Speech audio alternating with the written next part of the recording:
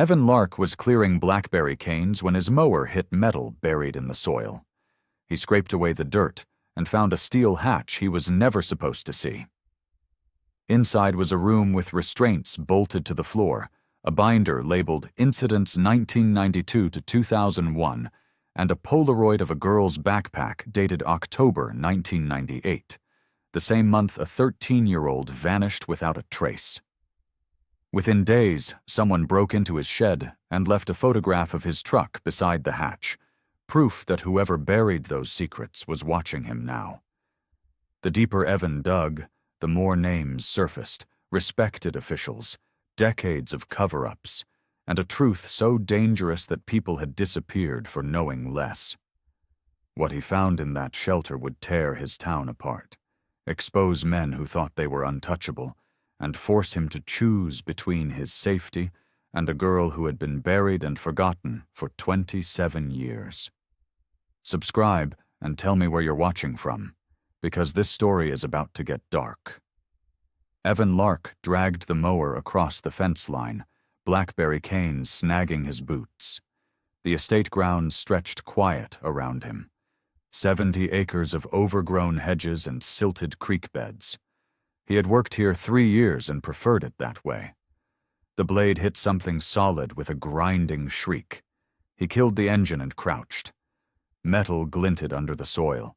He scraped away dirt with his gloved hand and uncovered a steel rim, maybe 3 feet across, a hatch.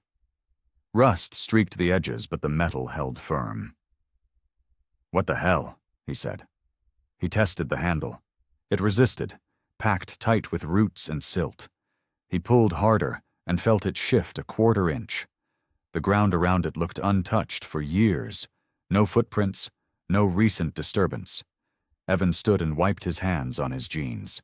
His truck sat 50 yards away near the gate. He could leave it.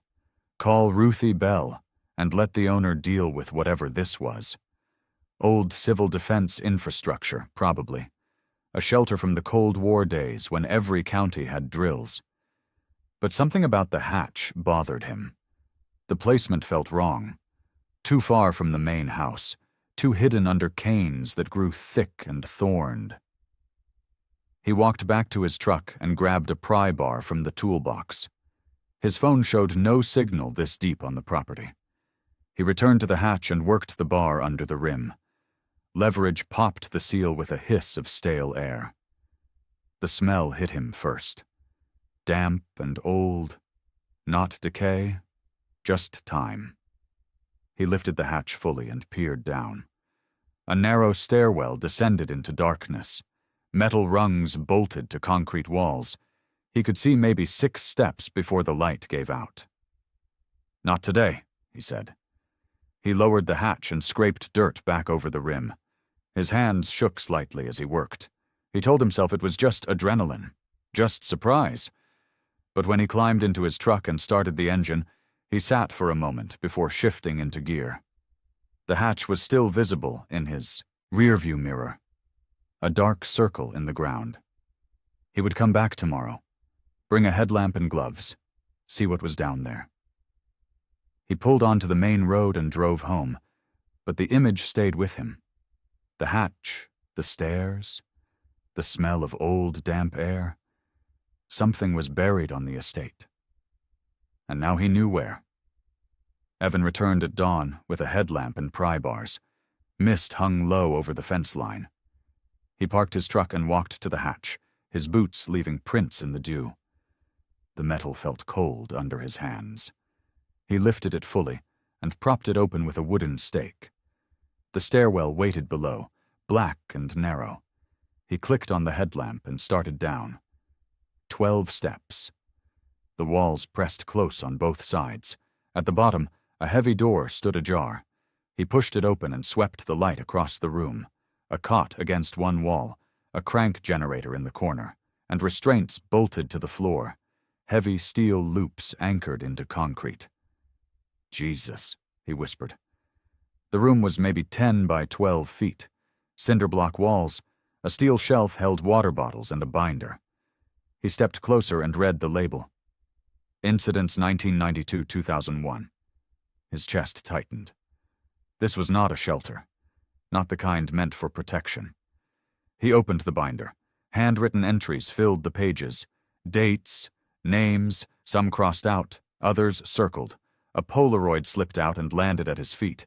A girl's backpack beside a cot. The date written on the back, October 1998. Evan's hands went cold. He pulled out his phone and photographed the room. The restraints, the binder, the shelf with its county inventory tags. He heard something above, a creak of metal, footsteps on the stairs. "Evan?" a voice called. "You down there?" He froze. The voice was Ruthie Bells, the estate owner. "Yeah," he called back. "Found something." She appeared in the doorway, her face pale in the headlamp beam. She looked at the cot, then the restraints, then the binder in his hands. "Put that back," she said. "What is this place?" "It's old civil defense, from the drills."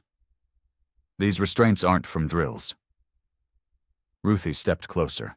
Her voice dropped. "You don't understand.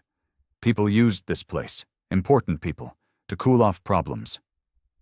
"What kind of problems?" "The kind you don't ask about." Evan looked at the binder again.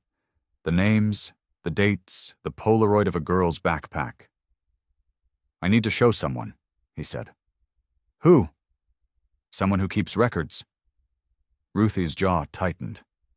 "You do that, Evan, and you'll make trouble for everyone, including yourself." She turned and climbed the stairs. Her footsteps faded across the grass. Evan stood alone in the room. He slipped the binder under his jacket and followed her up. The hatch closed with a hollow thud behind him. The county records office smelled like dust and old paper. Evan waited at the counter while May Collins finished with another customer. She was 42, sharp-eyed, and known for keeping tight records. The customer left. May turned to him. "Help you?" He pulled out his phone and showed her a photo of an inventory tag from the shelf. "You recognize this format?" She leaned in. Her expression shifted from neutral to guarded. "County Public Works, issued through the old Civil Defense Program." "Can you tell me who authorized these purchases?" "Depends. Why?" "Found something on the estate. Needs context." May crossed her arms. "What kind of something?" "The kind with restraints bolted to the floor." She went still. Then she turned and walked to a filing cabinet in the back. Evan followed. She pulled a drawer and flipped through index cards, her fingers quick and precise. She stopped on one card and stared at it. Her face tightened. "What is it?" Evan asked. She held up the card, a signature at the bottom. Same handwriting as the binder entries. "My father signed this," she said. "Authorization for temporary restraint anchors. 1996. Evan felt the air shift between them. This was not just civic risk. This was personal history. "Can we cross-check purchase orders?" he asked. "After hours. I can't pull these during the day." "When?" 7 tonight. Side door." She put the card back and closed the drawer. Her hands shook slightly. "You need to be sure about this, Evan. Once we start looking, people will notice." "I'm sure. Are you?" He met her eyes. "Someone was held in that room. Maybe more than one. I found a Polaroid." May's face went pale. She nodded once. 7 o'clock. She walked him to the door and locked it behind him. Through the window, he saw her return to the filing cabinet and stand there, staring at the closed drawer. Evan sat in his truck and waited for his hands to stop shaking. He had made a choice. He had pulled someone else into this. Now there was no going back. Ruthie Bell appeared at Evan's door that evening with a casserole and a tight smile. She stood on the porch holding the dish, like a peace offering. "Can I come in?" she asked. Evan stepped aside. She set the casserole on the kitchen counter and turned to face him. "You went to the records office," she said. "How did you know?" Small town. People talk. She walked to the window and looked out at the darkening yard. Her shoulders were tense under her cardigan. I came to ask you to leave the old drills alone, she said. Those weren't drills, Ruthie. You don't know what you're talking about. Then explain it to me. She turned. Her eyes were bright with something between anger and fear. My husband allowed certain uses of that shelter. To help the town, to keep things quiet. What things? Problems. Drunks who needed to sober up. People who got out of hand during storms. The kind of situations that could have turned ugly if they'd gone public. Evan shook his head. I saw restraints. I saw a binder with dates and names. Those people were released, all of them. Were they? Ruthie's face crumpled slightly. She steadied herself. You're going to ruin lives over something that happened decades ago. Is that what you want? I want to know the truth. The truth won't change anything. It'll just hurt people. She walked to the door and stopped. Her hand rested on the knob. There's a creek on the property, she said quietly. Runs hard after rain. The binder mentions a canal. You should think about that. She left before Evan could respond.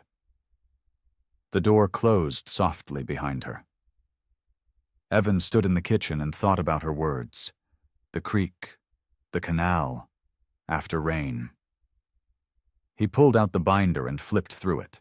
One entry mentioned containment near canal after rain. Another referenced storm surge, September 96. The creek ran along the eastern fence line. He had cleared brush there last month. The water had been low then, just a trickle. But Ruthie was right. After heavy rain, it flooded. He grabbed a flashlight and walked to his truck. The estate was 10 minutes away. He would check the creek tonight while he could still see the banks. If something was buried there, he needed to know before the next storm came. The shelter smelled worse at night, damp and close. Evan descended the stairs with his headlamp cutting through the dark. He had decided to catalog the binder entries properly, photograph each page, build a record before anything else disappeared. The binder sat where he had left it on the shelf. He opened it and started at the beginning. 1992. First entries were vague. JM held overnight, intoxication. RL contained, disturbance. Simple enough. Cooling off, like Ruthie said. But deeper in, the language changed. Guarded hold, no release until cleared. Intake refused signature. Personal effects secured pending review. Evan photographed each page. His hands were steady now, methodical. A Polaroid slipped from between the pages, different from the one before. This showed a girl's backpack beside a cot. The fabric was faded but recognizable. Purple with a cartoon character. The date on the back, October 17th, 1998. He remembered something. A missing person flyer from years ago. A girl from the next county. Never found. His chest tightened. He turned the page and saw an entry dated October 1998. LR, minor, contained after canal incident, awaiting parent contact. No last name, no release signature, just a note at the bottom. Transferred to county care. Evan sat back on the cot. The cold seeped through his jacket. This was not just detention. This was something darker. He finished photographing the binder and stood. The restraints on the floor gleamed dully in the headlamp beam. Someone had used them. Someone had secured people here against their will. He climbed the stairs and locked the hatch behind him. The night air felt thin and cold. In his truck, he slipped the binder under the seat and started the engine. The dashboard clock read 11 p.m. He needed May. He needed someone who could verify what he had found. Someone who could help him understand the scope of this. He drove home and sent her a text. Need to meet tomorrow. It's worse than we thought. She She replied immediately. How much worse? He typed. Missing person worse. 3 dots appeared on the screen, then stopped, then appeared again. Finally, my office, noon. Evan set the phone down and stared at the ceiling. He had crossed another line. He was committed now. There was no pretending he did not know. Someone had been held in that shelter. Someone who never came home. And he was going to find out who. May locked the records office door behind them and pulled the blinds. The overhead lights buzzed faintly. She gestured to a table covered in ledgers and index cards. I pulled the public works files, she said, cross-referenced with civil defense authorizations. Evan set the binder on the table. May put on gloves and opened it. She scanned the first few pages, her jaw tightening. These names, she said. Some of them overlap with the cannery spill logs. What cannery? Paper mill on the river, shut down in 2000. They had a leak in 96. Contaminated groundwater. Evan leaned closer. The binder mentions a storm surge in September 96. May flipped to that month. Her finger stopped on an entry. NE. Water samples. Held for safety pending review. Who's NE? I don't know, but look at this. She turned to a purchase order. Temporary restraint anchors. Authorized by my father. Same date as the storm surge. Her voice was flat, controlled. But her hands shook as she set the paper down. Why would he authorize that? Evan asked. He was county supervisor. He signed off on everything Public Works requested. He probably didn't ask questions. Or he did. May looked at him. My father wasn't a bad man. I'm not saying he was. I'm saying someone used his authority. She turned away and pulled another file. County maintenance logs. Dates matched the binder entries almost perfectly. Someone had run a quiet pipeline. Problems went to the shelter. Records stayed minimal. People got released or transferred or simply disappeared from paperwork. This is organized, May said. This isn't one person going rogue. This is a system. Who ran it? She flipped through the maintenance logs and stopped. A signature at the bottom, bold and clear. Hank Dwyer, she said. Civil Defense Warden, Public Works Supervisor, retired 5 years ago. Evan recognized the name. Dwyer lived in town, served on the planning board, respected elder. We need to talk to him, May said. No, we need more corroboration first. From who? Deputy Vega. He can verify this is real evidence. May closed the binder and met Evan's eyes. If we bring in the sheriff's office, this becomes official. People will get hurt. Reputations, careers. People already got hurt. That's the point. She nodded slowly. Okay. We talk to Vega. But we keep this tight. Just us and him. Agreed. They packed the files and left through the side door. The parking lot was empty except for their trucks. May locked the building and turned to Evan. My father's signature is all over this, she said quietly. Whatever happens, I need to know what he knew. We'll find out. She drove away, her taillights fading into the dark. Evan sat in his truck and dialed Deputy Vega's personal number. The call rang twice before connecting. This is Saul. It's Evan Lark. I need to talk to you about something I found on the estate. A pause, then, what kind of something? The kind that involves unlawful detention. Another pause, longer this time. Meet me at the diner. 20 minutes. The line went dead. Evan started his truck and headed into town. The stakes had shifted. This was no longer just about knowing. This was about proving, and proof meant risk for everyone involved. Deputy Saul Vega sat across from Evan in the diner booth, his coffee untouched. He listened as Evan explained the shelter, the binder, the entries. You removed evidence from a potential crime scene. Vega said. I documented it. I didn't know what it was at first. You know now, and you're still holding it. Because I don't know who to trust. Vega leaned back. He was 34, careful, ambitious. Evan had seen him at town meetings, smart enough to know when to ask questions and when to stay quiet. Show me the binder, Vega said. Evan hesitated. Then he pulled it from his jacket and set it on the table.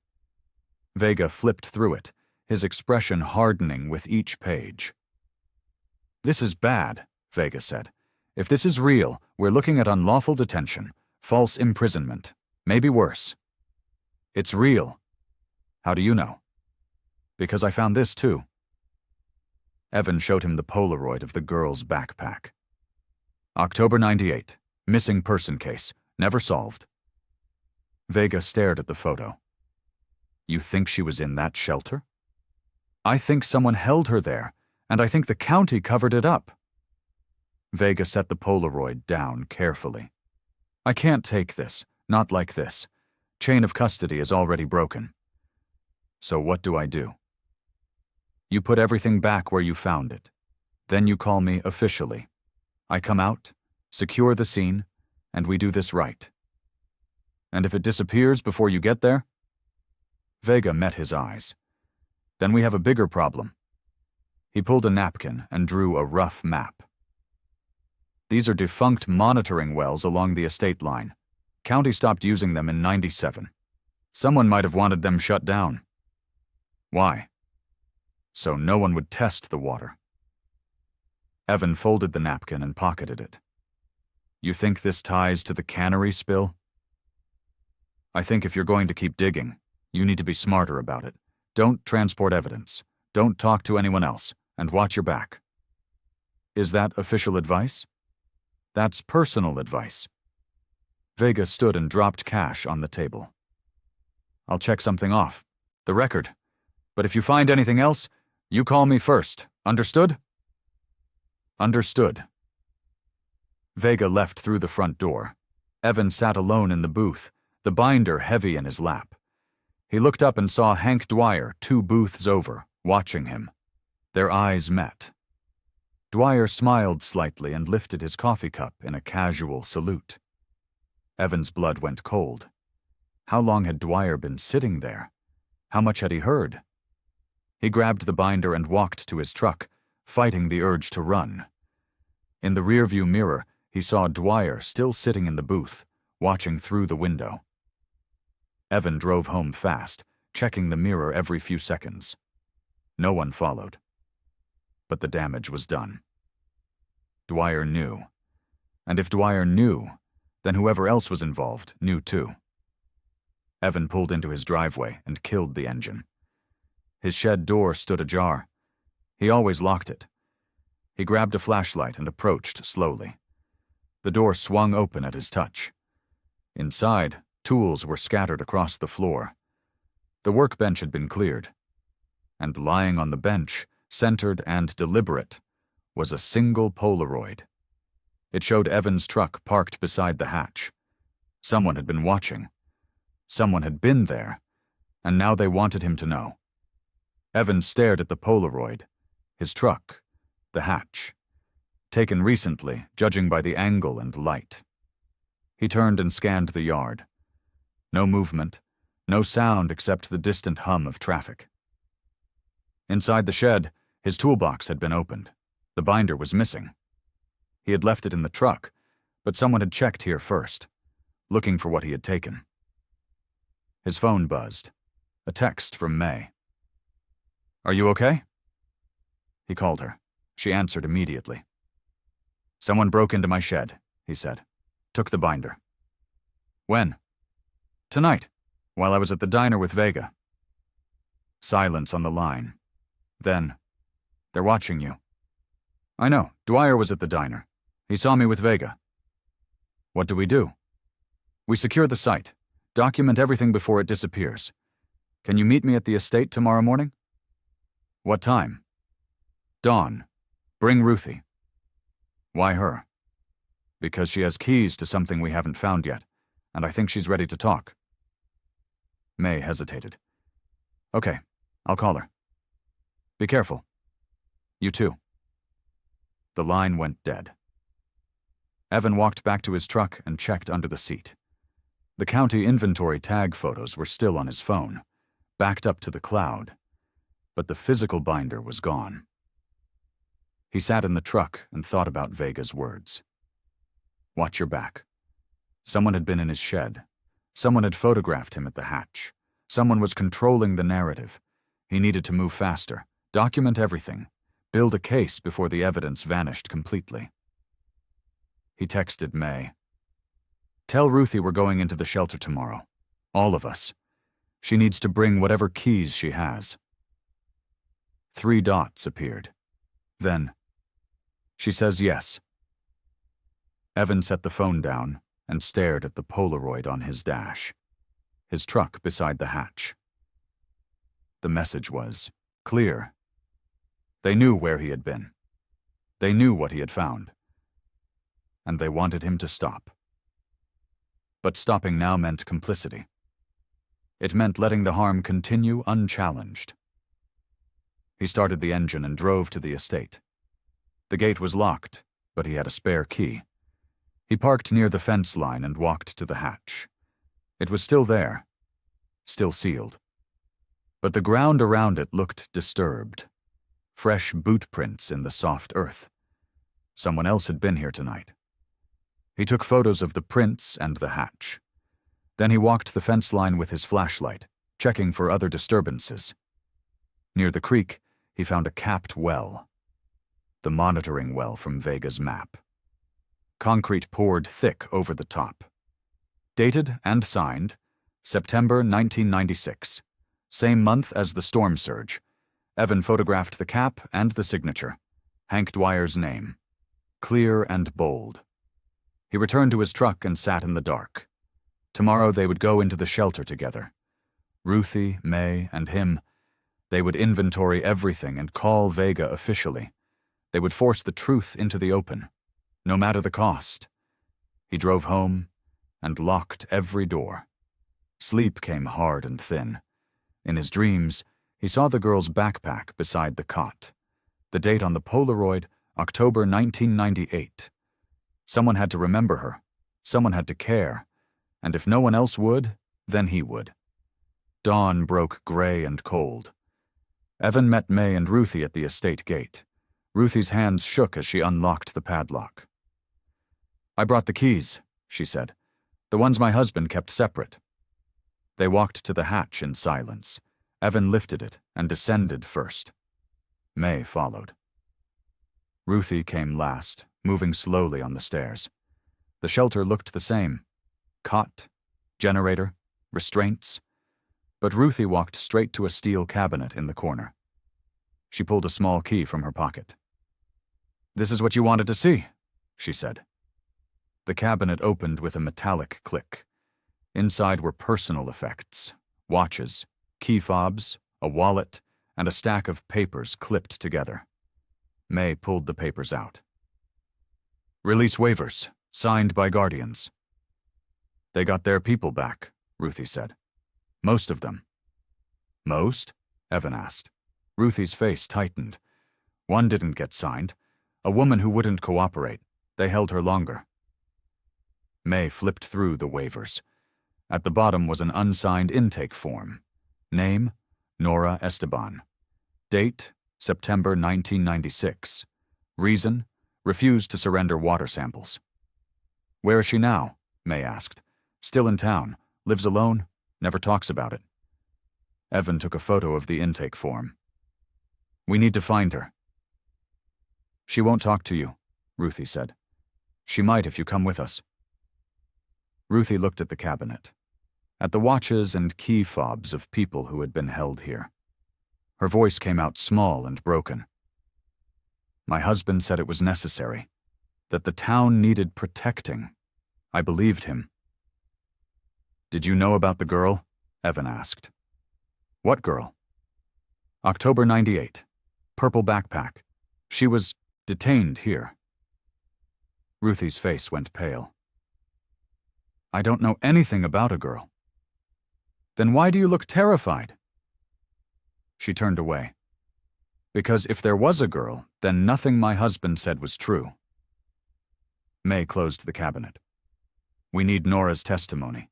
If she was held unlawfully, that's proof. Ruthie nodded slowly. I'll take you to her, but don't expect her to trust you. They climbed out of the shelter and locked the hatch. Evan felt the weight of what they were building. Each piece of evidence made the picture clearer and more damning.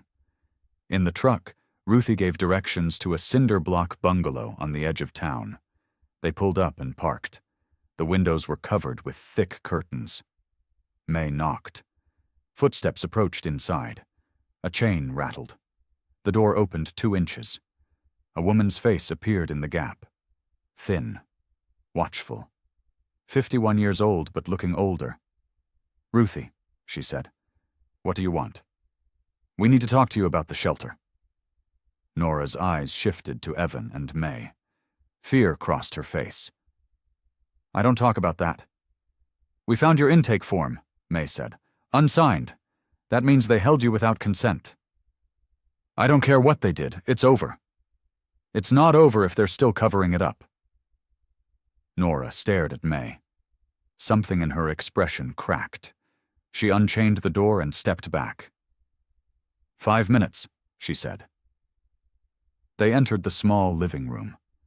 Nora sat on the edge of a worn couch. Her hands twisted together in her lap. What do you want from me? She asked. The truth, Evan said. Nora laughed bitterly. The truth got me locked in that hole for 3 days.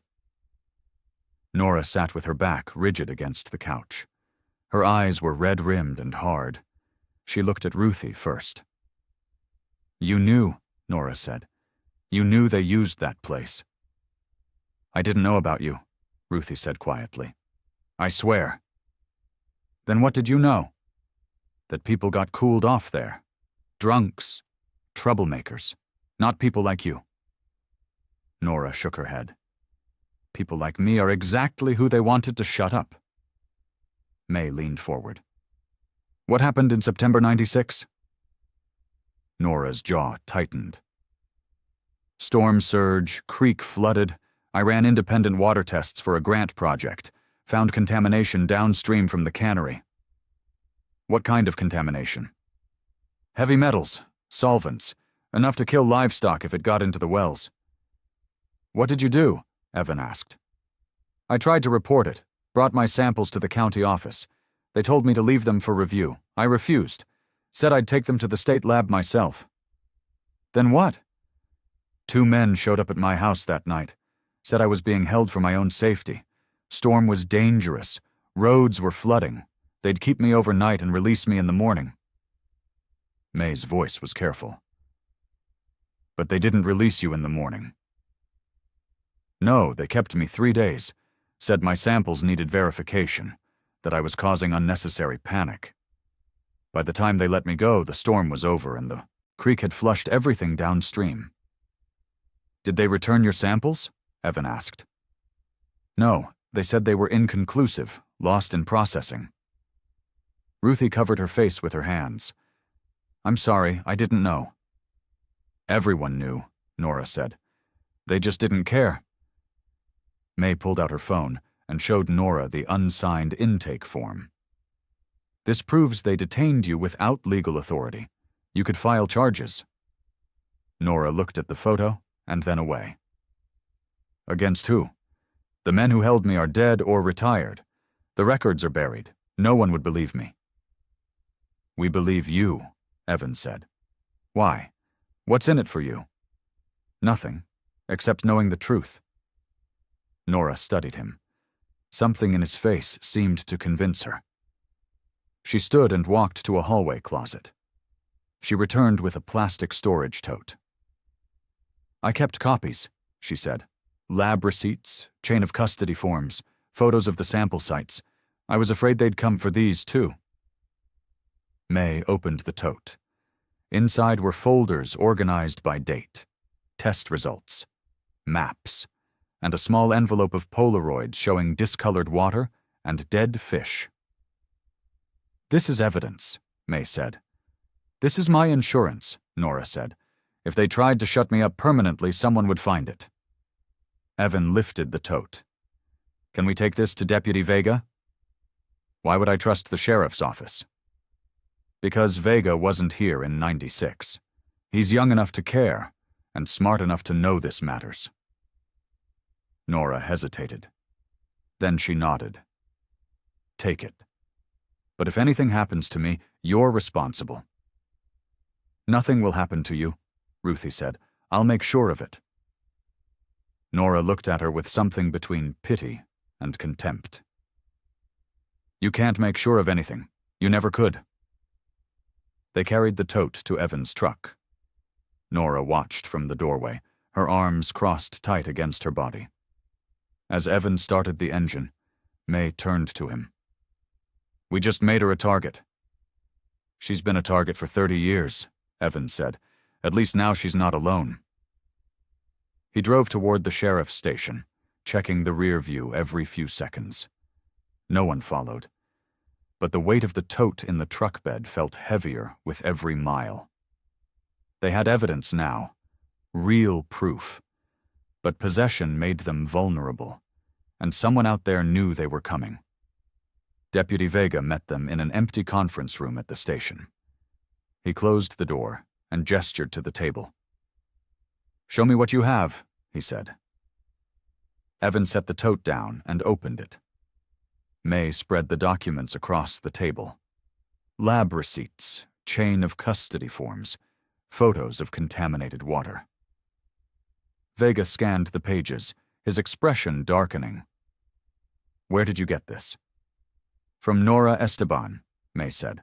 She was detained in the shelter in '96, without consent, without charges. Can she testify to that? She's afraid. But she might if we can prove this goes higher than local intimidation. Vega picked up one of the lab receipts. These samples were never processed by the county lab, because they showed contamination, Evan said, from the cannery spill. Vega set the receipt down.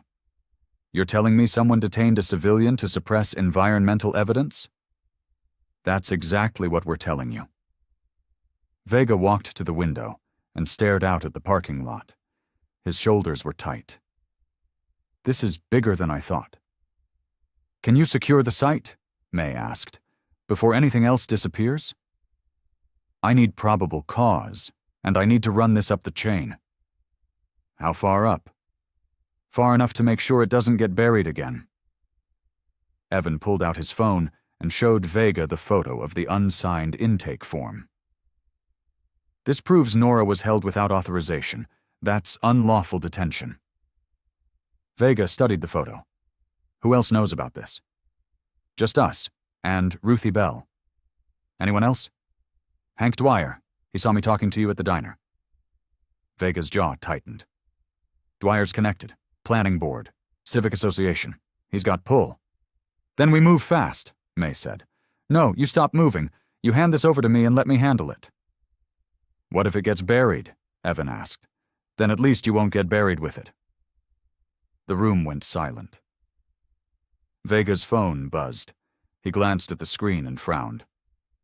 I need to check something, he said. Don't leave town. Don't talk to anyone else. And for God's sake, don't transport any more evidence. He left the room. May looked at Evan. He's scared. So are we. Yeah, but we're still here. Evan's phone buzzed. A text from an unknown number. You're making a mistake. He showed May. Her face went pale.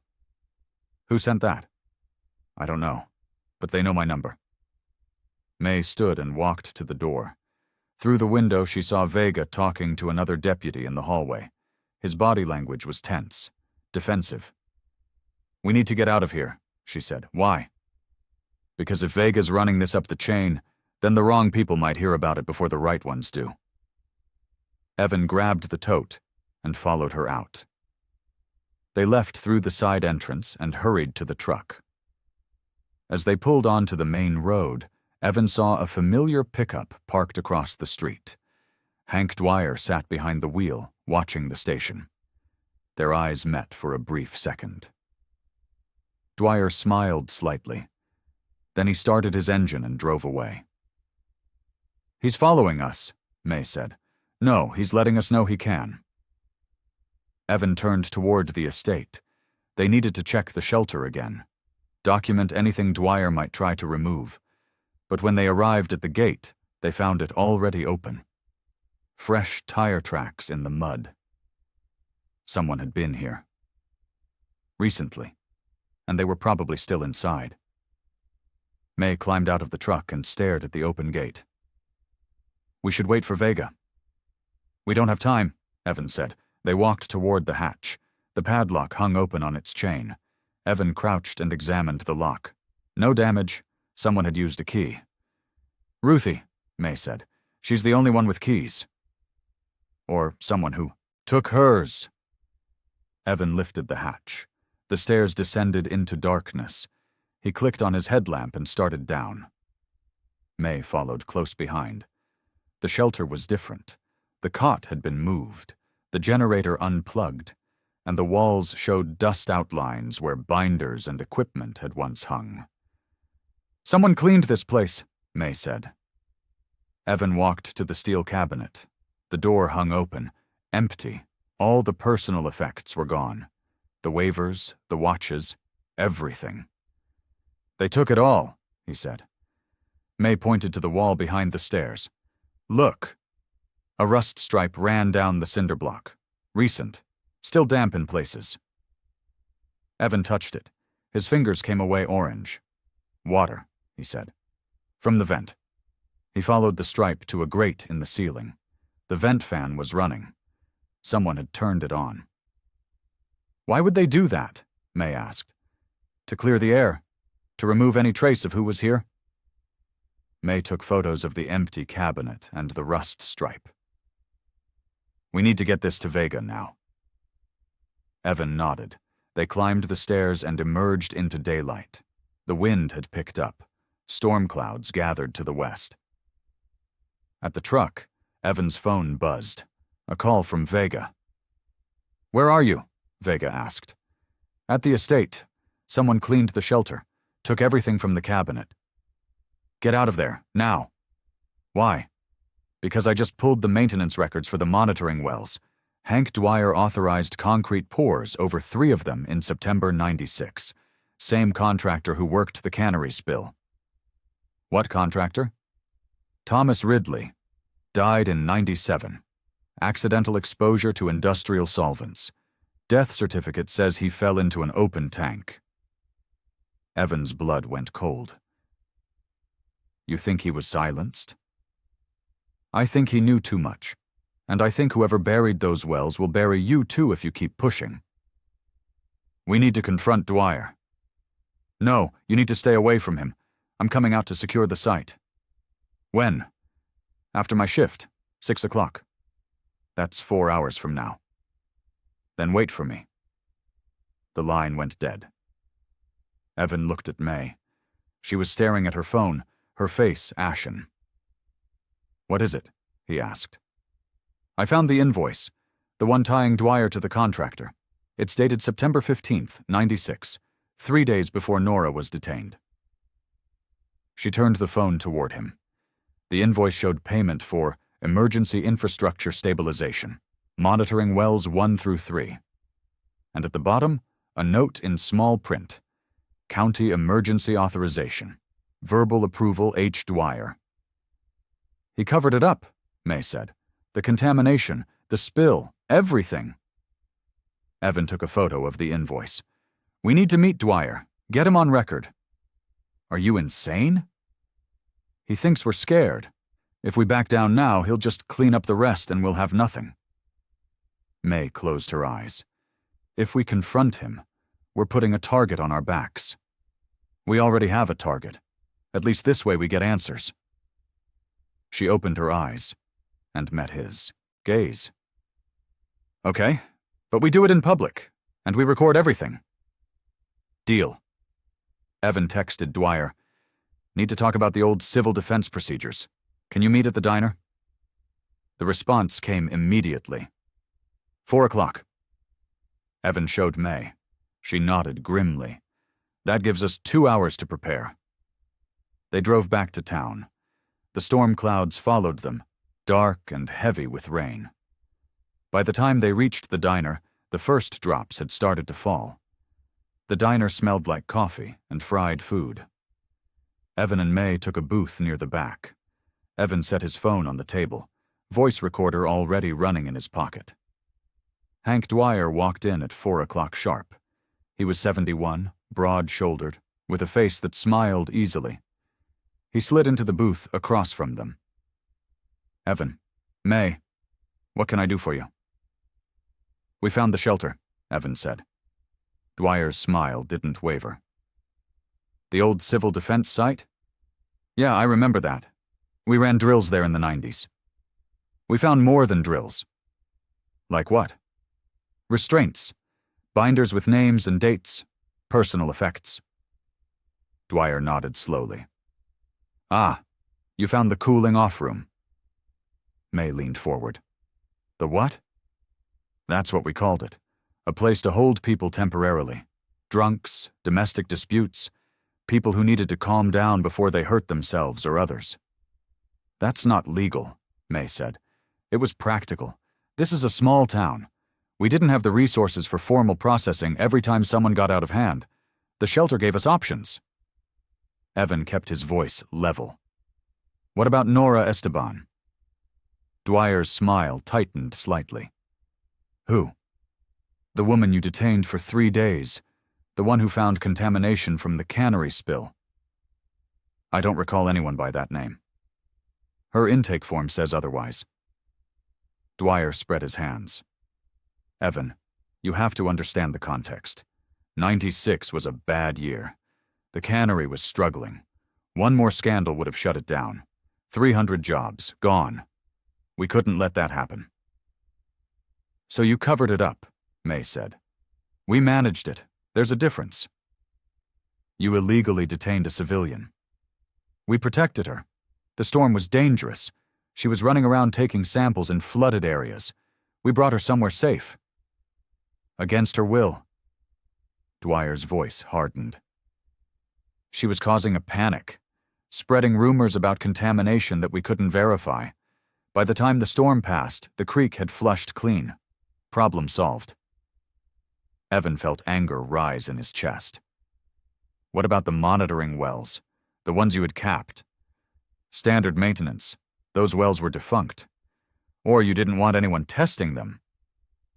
Dwyer leaned back and studied Evan with new intensity. You're out of your depth, son. You're stirring up old business that has nothing to do with you. It has everything to do with me. I found that shelter. I saw what you did there. What I did was save this town. Multiple times. You want to judge me for that? Fine.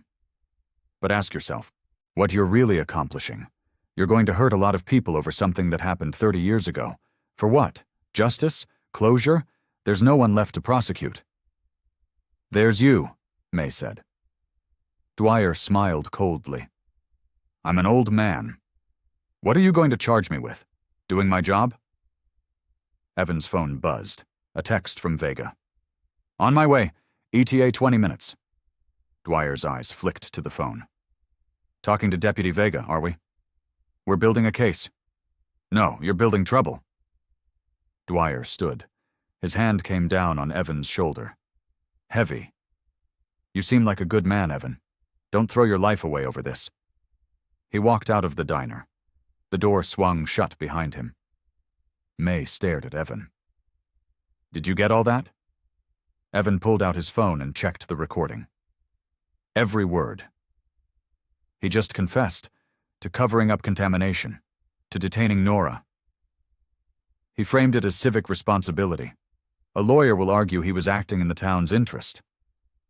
But we have proof now, his own words. Evan nodded. But something about Dwyer's confidence bothered him, the way he walked out unconcerned, as if he still controlled the narrative. 20 minutes later, Vega arrived. They played him the recording in the truck. His face darkened with each sentence. This is good, Vega said, but it's not enough for an arrest. We need physical evidence tying him to specific crimes. The shelter, May said, which has been cleaned. Anything left is circumstantial. Then what do we do? Evan asked. Vega looked out at the darkening sky. We go back to the estate. We document everything before the storm hits, and we hope whoever cleaned that place left something behind. They drove to the estate in convoy. The rain was falling harder now. By the time they reached the gate, the creek was running fast and brown with runoff. Evan led them to the hatch.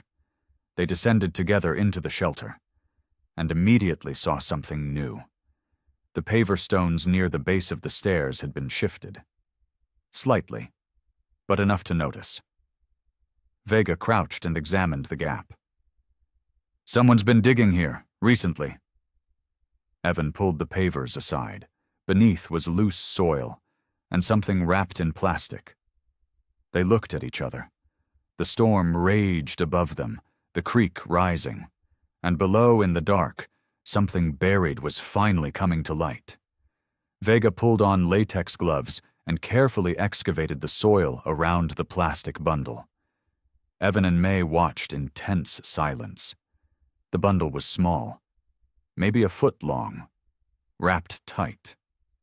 Don't touch it, Vega said. This might be evidence in a homicide. May's voice came out strained. You think someone's buried here? I think someone wanted us to believe that. Vega lifted the bundle and set it on the floor. He unwrapped it slowly. Inside was not human remains, but a small metal case. Rusted. Old. He opened the case. Inside were microcassette tapes. 6 of them. Labeled with dates. September 1996, October 1998, March 2000. What are these? Evan asked. Recordings, Vega said. Someone documented what happened in this room. He pulled out his phone and took photos. I need to get these to the lab, see if they're still playable. Play one now, May said. Chain of custody. We're already breaking chain of custody by being here. Play it. Vega hesitated. Then he pulled a small tape player from his equipment bag. He loaded the September 1996 tape and pressed play. Static crackled. Then a voice. Male. Calm. Almost paternal. Miss Esteban, you're not under arrest. You're here for your own safety. Sign the waiver and you can go home in the morning. A woman's voice, shaking. I didn't do anything wrong. No one said you did. But you're making people nervous.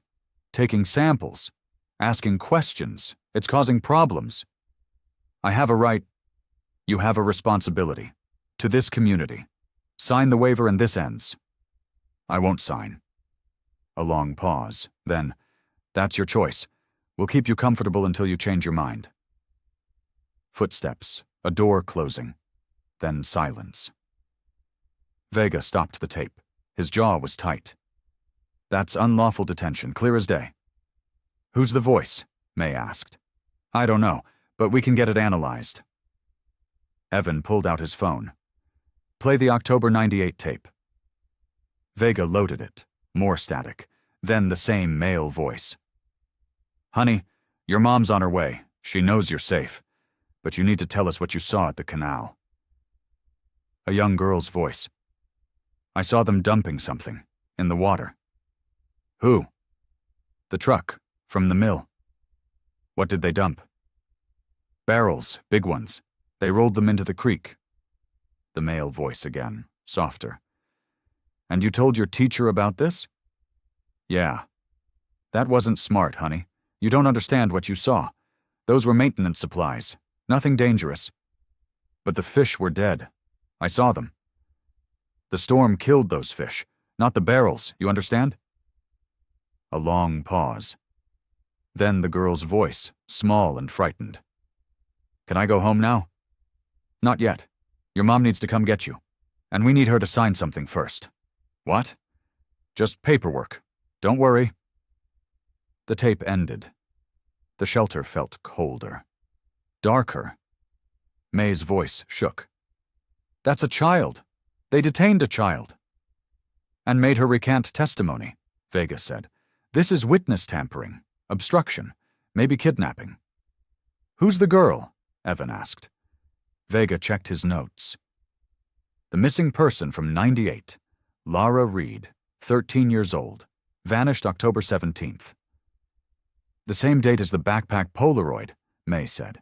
She was here, Evan said, in this room, and then she disappeared. Vega's face was grim. Or they made her disappear.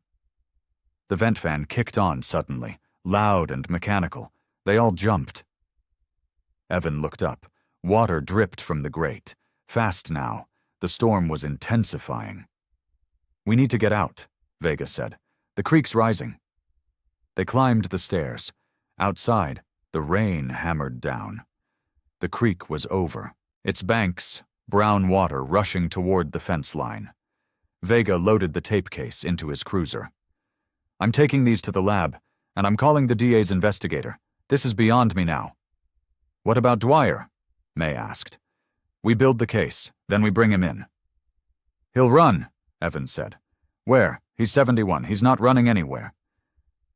Vega drove away, his lights disappearing into the rain.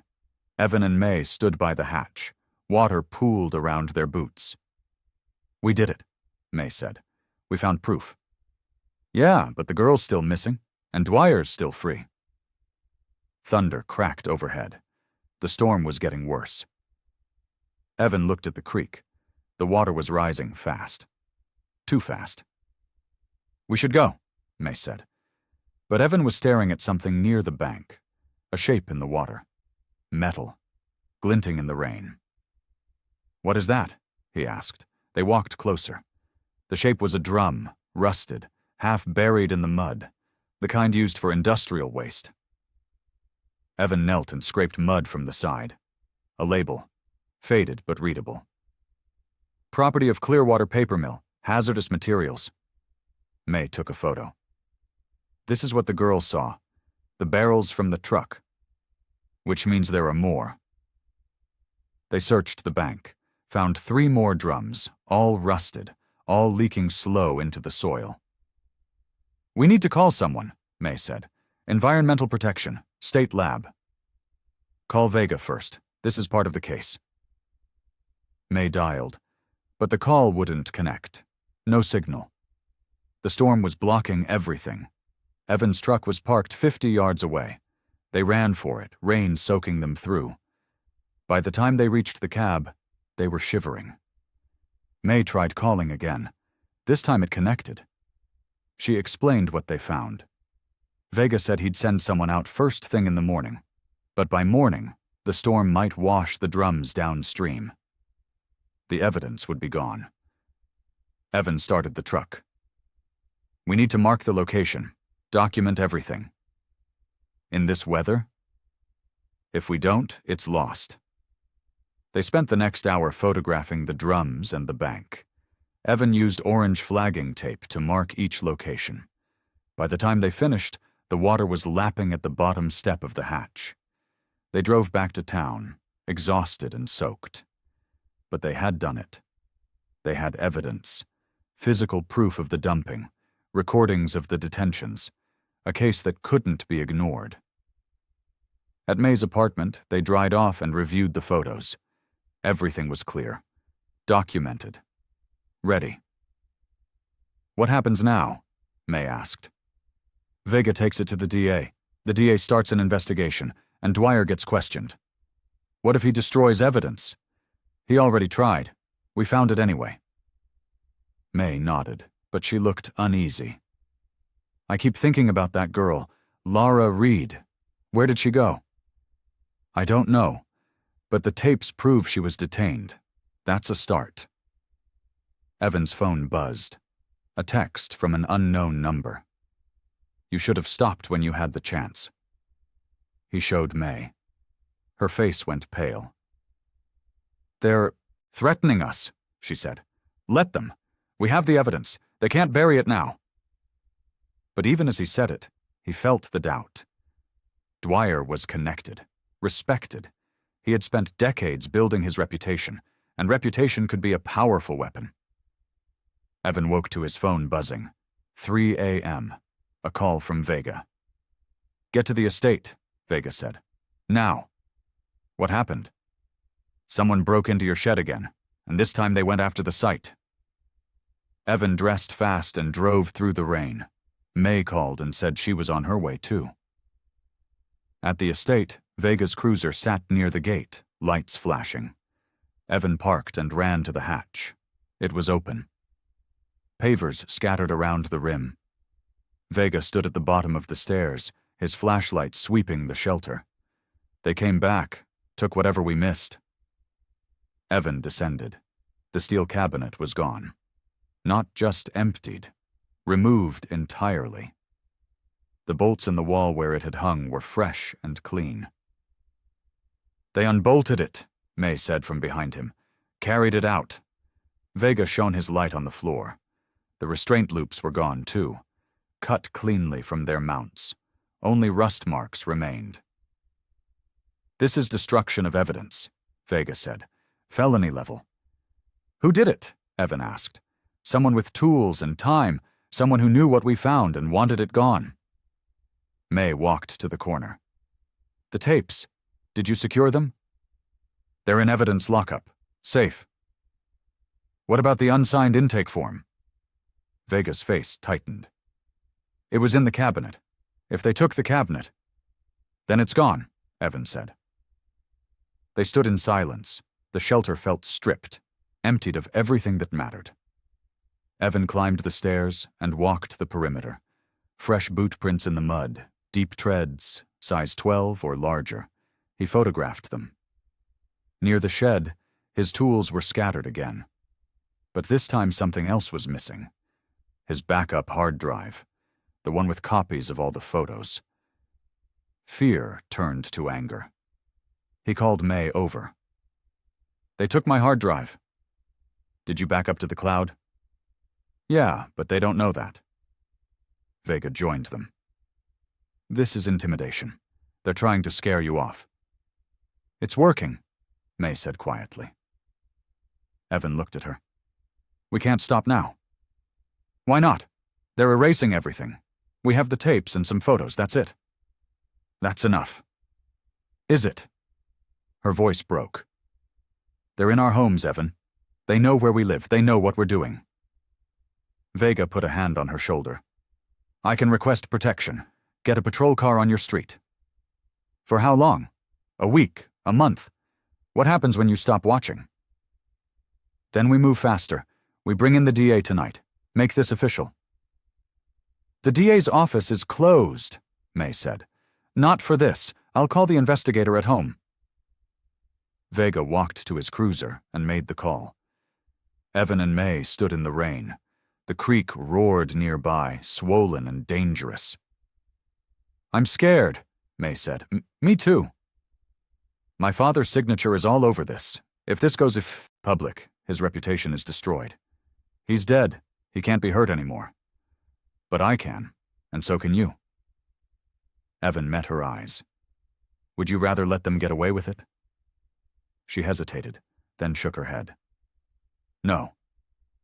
Vega returned. "DA's investigator is coming out. 1 hour. We need to secure the site until then."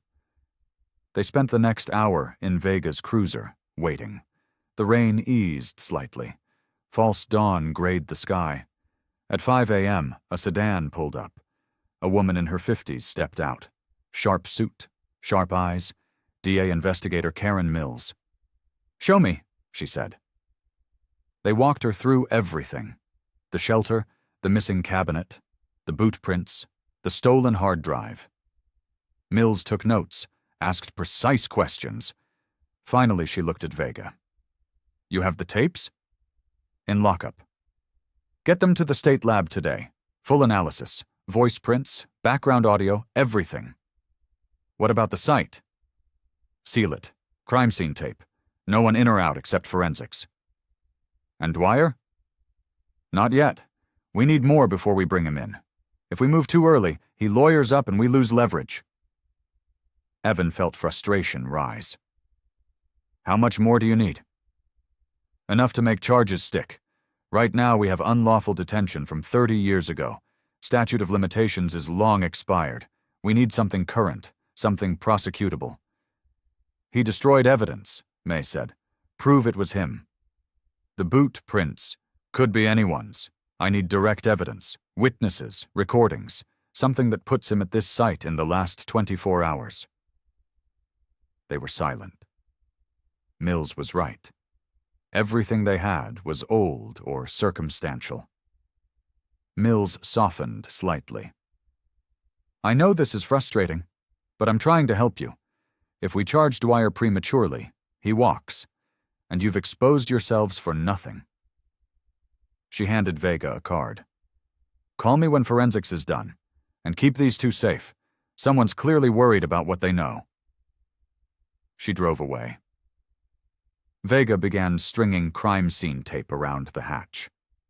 Evan walked to his truck. Exhaustion hit him hard. They had fought so hard for so little. May climbed in beside him. We lost, didn't we? No, we just hit a wall, but walls break. How? I don't know yet. They drove back to town. The sun rose behind them. Pale and weak through the clouds, at home, Evan found another Polaroid on his doorstep. It showed his truck parked outside May's apartment. The angle suggested it was taken last night. While they were inside reviewing photos, someone had followed them, watched them, and wanted them to know. He texted May. They're watching us, she replied. I know, I found one too, showing my car at the records office. Evan sat on his porch and stared at the photo. Fear washed over him. Real and cold. He was in danger. May was in danger, and they had nothing solid to stop it. His phone buzzed. A call from Ruthie. They came to my house, she said. Her voice shook. Asked me questions about you, about what I told you. Who came? Dwyer, and someone I didn't recognize. They said I needed to correct my story. Say I was confused, that the shelter was just for drills. What did you tell them? Nothing. I told them to leave. Are you safe? I don't know. But Evan, you need to stop. They're serious. They'll hurt you if you keep pushing. I can't stop. Why not? Because people were hurt in that room, and someone needs to remember them. Ruthie was silent for a long moment. Then be careful. Please. The line went dead. Evan sat in the growing light and realized they had reached the darkest moment. Evidence gone. Witnesses scared. And an enemy who knew how to make people disappear. But they still had the tapes. And sometimes, one voice was enough. The call came at noon. Vega's voice was tight. The binder's gone. What binder? Evan asked. The one you photographed. I went to impound to log the tapes, and the binder that was supposed to be with them is missing. How? I don't know. It was logged in, sealed, and now it's not there. May grabbed Evan's arm. Who had access? Evidence room is restricted. Only senior deputies and the sheriff. Who's the sheriff? Alan Graves, 30 years on the job, retiring next month. Evan's stomach dropped. 30 years. He would have been there in '96. Yeah. Could he have been involved? I don't know, but the timing's bad. Binder disappears the same day Mills tells us to move carefully. May's face was pale. They're inside the department. That's why they're so confident. We don't know that, Vega said, but his voice lacked conviction. Evan paced his kitchen. What about the tapes? Still secure. I moved them to a different locker, logged under a false number. And the lab? They're working on it. Results in 48 hours. That's too long. Dwyer could run, or worse. He's not running. He thinks he's already won. May pulled up a document on her phone. I found something. The contractor who capped the wells. Thomas Ridley. His death certificate lists the attending physician as Dr. Harold Brenner. I searched Brenner. He was the county coroner in the 90s. So? So the coroner who ruled Ridley's death accidental was on the county payroll. Same system, same people. Evan saw where she was going. You think the death was staged? I think we can't trust any official record from that period. They controlled everything. Vega was silent on the line. Then, I need to talk to the sheriff. Ask him directly about the binder. Be careful, Evan said. If he's involved, you're exposing yourself. I know, but I can't do my job if I don't trust my own department. The line went dead. Evan looked at May. What do we do now? We find someone who can't be intimidated. Someone outside the system. Who? Nora. She digitized those tapes months ago. She said so. Maybe she still has copies. They drove to Nora's bungalow. She answered the door with the chain still on. I told you everything, she said. We need those tapes, May said. The originals might be compromised. What do you mean compromised? Evidence is disappearing from inside the sheriff's department. We need your copies as backup. Nora's face hardened. I knew this would happen. I knew they'd find a way. She unchained the door and led them to her garage. Boxes lined the walls, old files, lab equipment, a lifetime of careful documentation. She pulled a shoebox from a high shelf and opened it. Inside was a thumb drive. I digitized 6 tapes, she said. The ones they lent me years ago for supposed calibration. I was supposed to erase them, but I kept copies. Why? Evan asked. Because I knew someday someone would care, and I wanted proof that I wasn't crazy, that what they did to me was real. She handed Evan the thumb drive. If you lose this, I have nothing. Understand? We'll protect it. You said you'd protect me too. And now they're inside the sheriff's office. May took Nora's hand. We're going to the state police, above the county, above Dwyer's reach. You think the state's any different? We have to try. Nora pulled her hand back. I've been trying for 30 years. It doesn't matter. They always win. Evan met her eyes. Not this time. They left with the thumb drive. In the truck, May plugged it into her laptop. 6 audio files, dated and labeled. She played the first one, September 1996. Nora's detention. The same recording from the microcassette. The second file, October 1998. Laura Reed, the girl. The third file, March 2000. A man's voice, older, frightened. I just wanted to report what I saw. I'm not trying to cause trouble. The calm male voice again. Then why go to the newspaper? Because someone needs to know. Those barrels are leaking. People are drinking that water.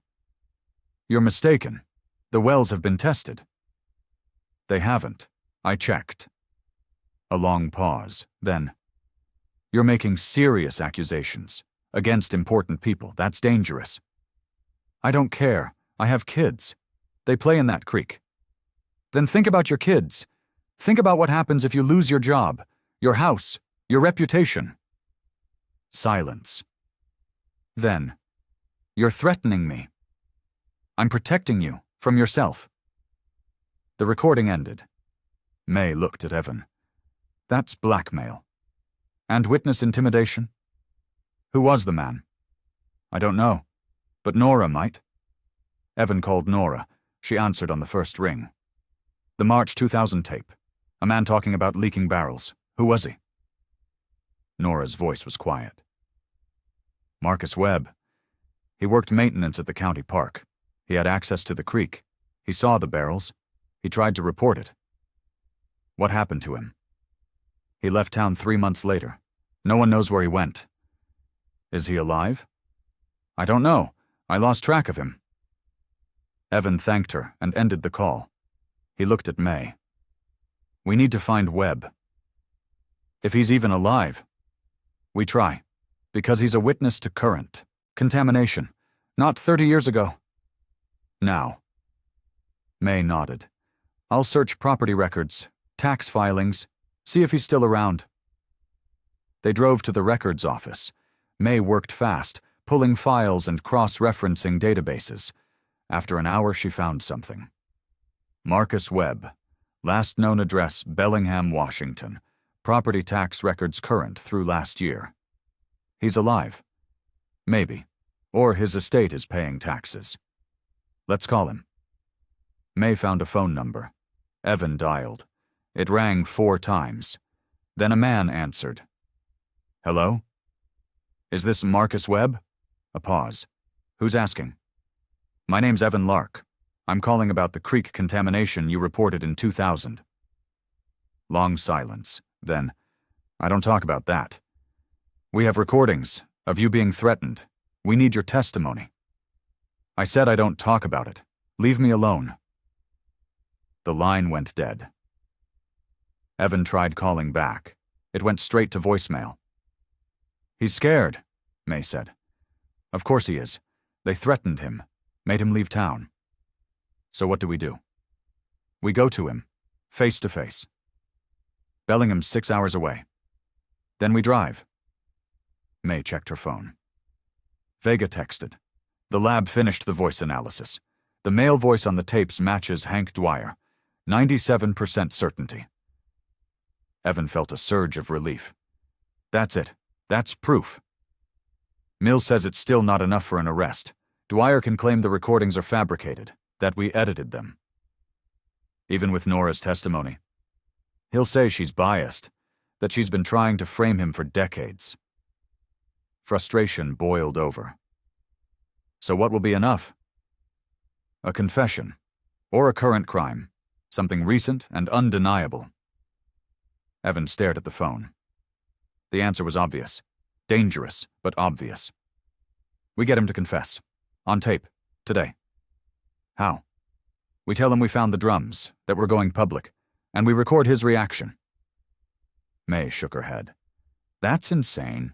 He'll lawyer up immediately. Not if he thinks he can still control this. He's arrogant. He's used to winning. We play on that. And if it goes wrong? Then at least we tried. May closed her eyes, opened them. Okay, let's do it. Evan texted Dwyer. Found the drums at the creek. Need to talk before I go to the press. The response came fast. Meet me at the old cannery, 5 p.m. Come alone. Evan showed May. She went pale. That's a trap. Probably. You're not going alone. I have to. If you're there, he'll know I'm recording. Evan. I'll be careful. Vega can park nearby. If I don't come out in 30 minutes, he comes in. May grabbed his arm. This is how people disappear. It's also how we end this. He called Vega and explained the plan. Vega was silent for a long moment. I don't like it, Vega finally said. Neither do I. But we're out of options. The cannery's isolated. No cell service. If something goes wrong, then you come in hard. But give me time to get him talking first. Vega agreed reluctantly. They set the plan. 5 p.m. at the old cannery. Evan wired with a backup recorder. Vega a quarter mile away with a tactical team. And one chance to make Dwyer confess to everything, or die trying. Evan sat in his truck outside the old cannery at 4:45 p.m. The building loomed against the gray sky, windows broken and black. Vega was parked a quarter mile back, hidden behind a warehouse. The recorder pressed against Evan's chest under his shirt. His phone showed no signal. He waited. 5 p.m. came and went. No Dwyer. 5:15. Still nothing. At 5:30, Evan's phone buzzed with a weak signal. A text from Dwyer. Changed my mind. You want to talk? Come to my house tomorrow. Alone. Evan showed the text to May when he returned to town. She shook her head. He's toying with you, making you come to him. Or he got spooked. Either way, we lost the chance for a confession. Vega met them at the diner. He looked exhausted. The sheriff pulled me into his office, asked why I was investigating closed civil defense cases. What did you tell him? Evan asked.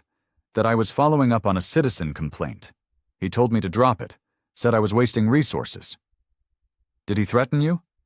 Not directly, but the message was clear. May pulled out her laptop. I found something while you were waiting. An invoice from 2005. Storage unit rental. Paid by the same contractor company that capped the wells. Ridley's company. It stayed active after he died. Someone kept paying the fees, until last year. What happened last year? Payments stopped. Unit went into default. Manager tried to contact the payer. No response. Evan leaned forward. Where's the unit? Edge of town. Climate-controlled facility. Unit 217. Can we access it? Not legally, but the manager owes me a favor. I helped her with a property records issue last month. They drove to the storage facility. May talked to the manager, a woman in her 60s who remembered the unit well. No one's been there in over a year, she said. I'm supposed to auction the contents next month. Can we look? May asked. The manager hesitated. Then she pulled a key from her desk. 10 minutes. I didn't see you. They walked to Unit 217. The manager unlocked it and stepped back. Inside were boxes stacked to the ceiling. May opened the first one. Empty microcassette cases, dozens of them, labels peeled off. Evan opened another box, packing slips, county inventory tags, everything carefully organized and preserved. But nothing incriminating, just empty cases and paperwork. Someone cleaned this out, May said. Recently. The manager checked the access log. Last entry was 3 weeks ago, after hours, no signature. Security cameras? Broken for months. I keep meaning to fix them. They photographed everything and left. In the truck, Evan felt the weight of another dead end. They're always one step ahead, May said. Because they know what we're looking for. Then we need to look somewhere they don't expect. Where? May thought for a moment. The estate. They cleaned the shelter. But maybe they're not done. Maybe there's more they need to remove. A stakeout? Yeah, tonight. We watch and see if anyone comes back. Evan called Vega. Can you spare a deputy for surveillance? On what grounds? Preventing destruction of evidence. The site's already sealed. If someone breaches it, I can arrest them. Then let's catch them doing it. Vega agreed. They met at the estate at 9 p.m., parked in the tree line with lights off. 3 vehicles, 3 sets of eyes. The rain had stopped. The creek ran loud in the darkness. Hours passed. Midnight came. Evan's eyes burned from staring at the hatch. Then headlights appeared. A truck without plates. It parked near the fence and killed the lights. 2 figures climbed out. Both wore dark clothes. One was broad-shouldered and moved with authority. Dwyer. Evan grabbed his phone and started recording video. The figures approached the hatch and lifted it. One descended while the other stood watch. 5 minutes later, the first figure emerged carrying something wrapped in plastic. Small, the size of a shoebox. They loaded it into the truck and drove away slowly. No headlights until they reached the main road. Vega texted. Got the plate. Running it now. May turned to Evan. They came back, just like you said. What were they carrying? Whatever they buried in the first place. Evan climbed out of the truck. We need to check the shelter, see what else they left behind. They approached the hatch. Yellow crime scene tape hung torn from the stakes. Vega met them there with a flashlight. That's destruction of a sealed crime scene, Vega said. I can arrest anyone who did that. They descended together. The shelter looked the same. Empty. Stripped. But near the stairs, Evan noticed something. The bottom step was slightly off. Rotated a few degrees. He crouched and examined the mounting. Fresh scrape marks in the concrete. Help me lift this, he said. Vega and Evan pulled the step. It came free with effort. Beneath was a hollow space, and inside something rusted and metal. A lockbox, small, wedged tight. Vega pulled on gloves and worked the lockbox free. It was old, corroded, jammed into the space under the stair like someone had hidden it in a hurry. Don't open it here, May said. Chain of custody. Agreed. Vega lifted it carefully. I'll log this at the station. Get it processed properly. They climbed out. The night air felt thin and cold. Storm clouds gathered again to the west. Evan's phone buzzed. A text from an unknown number. You're making this worse. He showed Vega. They know we're here. How? Maybe they're watching, or maybe someone at the station told them. Vega's jaw tightened. I'll find out who. They loaded the lockbox into Vega's cruiser. He secured it in the trunk and locked it. I'm taking this straight to evidence, Vega said, and I'm logging it under a false number again. No one sees it until forensics does. When can we open it? May asked. Tomorrow morning. Mills is coming out. She wants to be present. Evan looked back at the hatch. What if they come back for something else? I'll post a deputy, 24-hour watch. Can you trust them? Vega met his eyes. I have to try. They drove back to town in convoy. At May's apartment, Evan walked her to the door. We're close, she said. I can feel it. Or we're about to lose everything. You don't believe that? I don't know what I believe anymore. We keep finding evidence and it keeps disappearing. May touched his arm. The lockbox is secure. Vega's watching it, and tomorrow Mills will see what's inside. And if it's empty, if they already got to it, then we still have the recordings, Nora's copies, voice analysis matching Dwyer. Evan nodded, but exhaustion weighed on him. 3 weeks of digging and fighting and fearing. For what? Justice that might never come? May read his face. Don't give up now. Not when we're this close. I'm not giving up. I'm just tired. Me too, but we can rest when it's over. He drove home and collapsed on the couch. Sleep came fast and heavy. He woke to pounding on his door. Dawn light through the windows. He checked his phone. 6 a.m.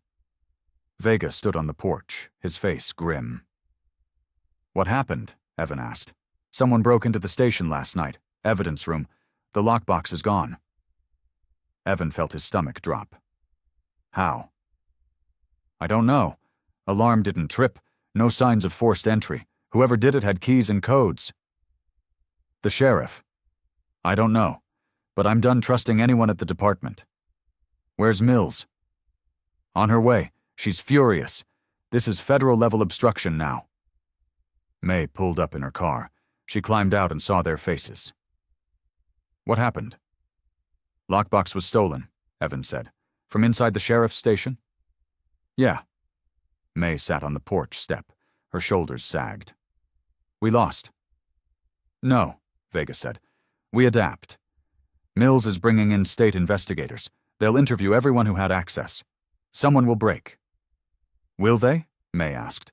Or will they close ranks and protect each other? I don't know, but I'm not stopping. Evan's phone buzzed. A call from Nora. Turn on the news, she said. Her voice shook. Why? Just turn it on. Evan went inside and switched on the TV. Local news. A reporter stood in front of the creek. County officials are investigating reports of environmental contamination at this location. Barrels of industrial waste were discovered by hikers yesterday afternoon. The sheriff's office says the contamination appears to date back decades and poses no current threat. The camera panned to show Dwyer standing with the sheriff. Dwyer spoke into a microphone. This is a legacy issue from the old paper mill. We're working with environmental protection to clean it up properly. No cause for alarm. The reporter asked, were there attempts to cover this up? Dwyer smiled. Not at all. These barrels have been known about for years. We've been working through proper channels to address them. Sometimes bureaucracy moves slowly. The segment ended. Evan muted the TV and stared at the screen. He just spun it, May said. Made himself the hero cleaning up the mess. And buried our evidence in plain sight, Vega added. If we accuse him now, it looks like we're attacking someone trying to help. Evan felt rage build in his chest. Dwyer was good. Decades of practice controlling narratives, spinning problems into solutions. His phone buzzed again.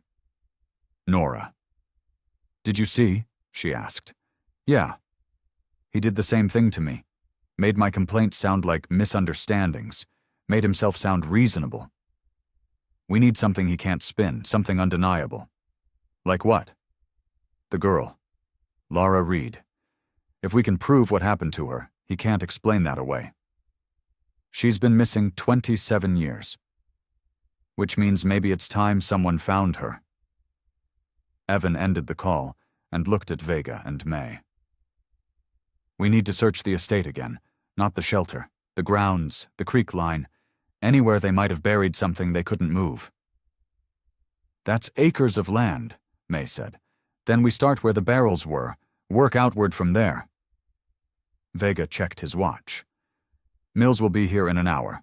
I'll brief her and request a full forensic search of the property." "How long will that take?" "Days, maybe weeks." "We don't have weeks." "Then what do you suggest?" Evan grabbed his keys. "We search now, before they have time to sanitize the rest." They drove to the estate. The dawn was gray and cold. Yellow tape still marked the barrel locations, but county workers had already removed 3 of them. Evan walked the creek line slowly, looking for disturbances, fresh concrete, anything out of place. Near an old oak tree, he found it. A patch of ground slightly sunken. Different vegetation. He called May over. "Here," he said. They knelt and examined the soil. It was softer than the surrounding earth, recently disturbed despite the grass growth. Vega brought a probe from his cruiser. He pushed it into the ground. It sank easily. Too easily. "Something's buried here," he said. May stepped back. Her face was pale. "You think it's her?" "I don't know, but we need forensics, now." Vega called Mills. She arrived 30 minutes later with a forensic team. They cordoned off the area and began careful excavation. Evan, May, and Vega waited by the trucks. The sun climbed higher. Workers called out coordinates and measurements. Then one of them stopped digging and raised a hand. Mills approached, looked down. Her face went hard. She walked back to them. "You need to leave. This is a crime scene now."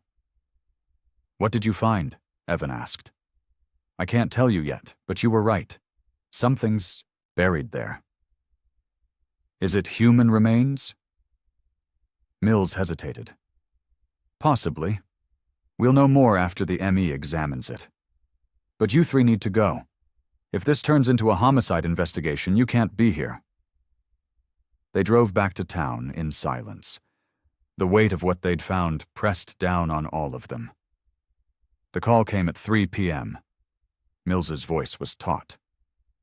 "We found remains, female, age consistent with a teenager, buried sometime between 15 and 30 years ago." Evan closed his eyes. "Lara Reed. We'll confirm with dental records. But yes, probably."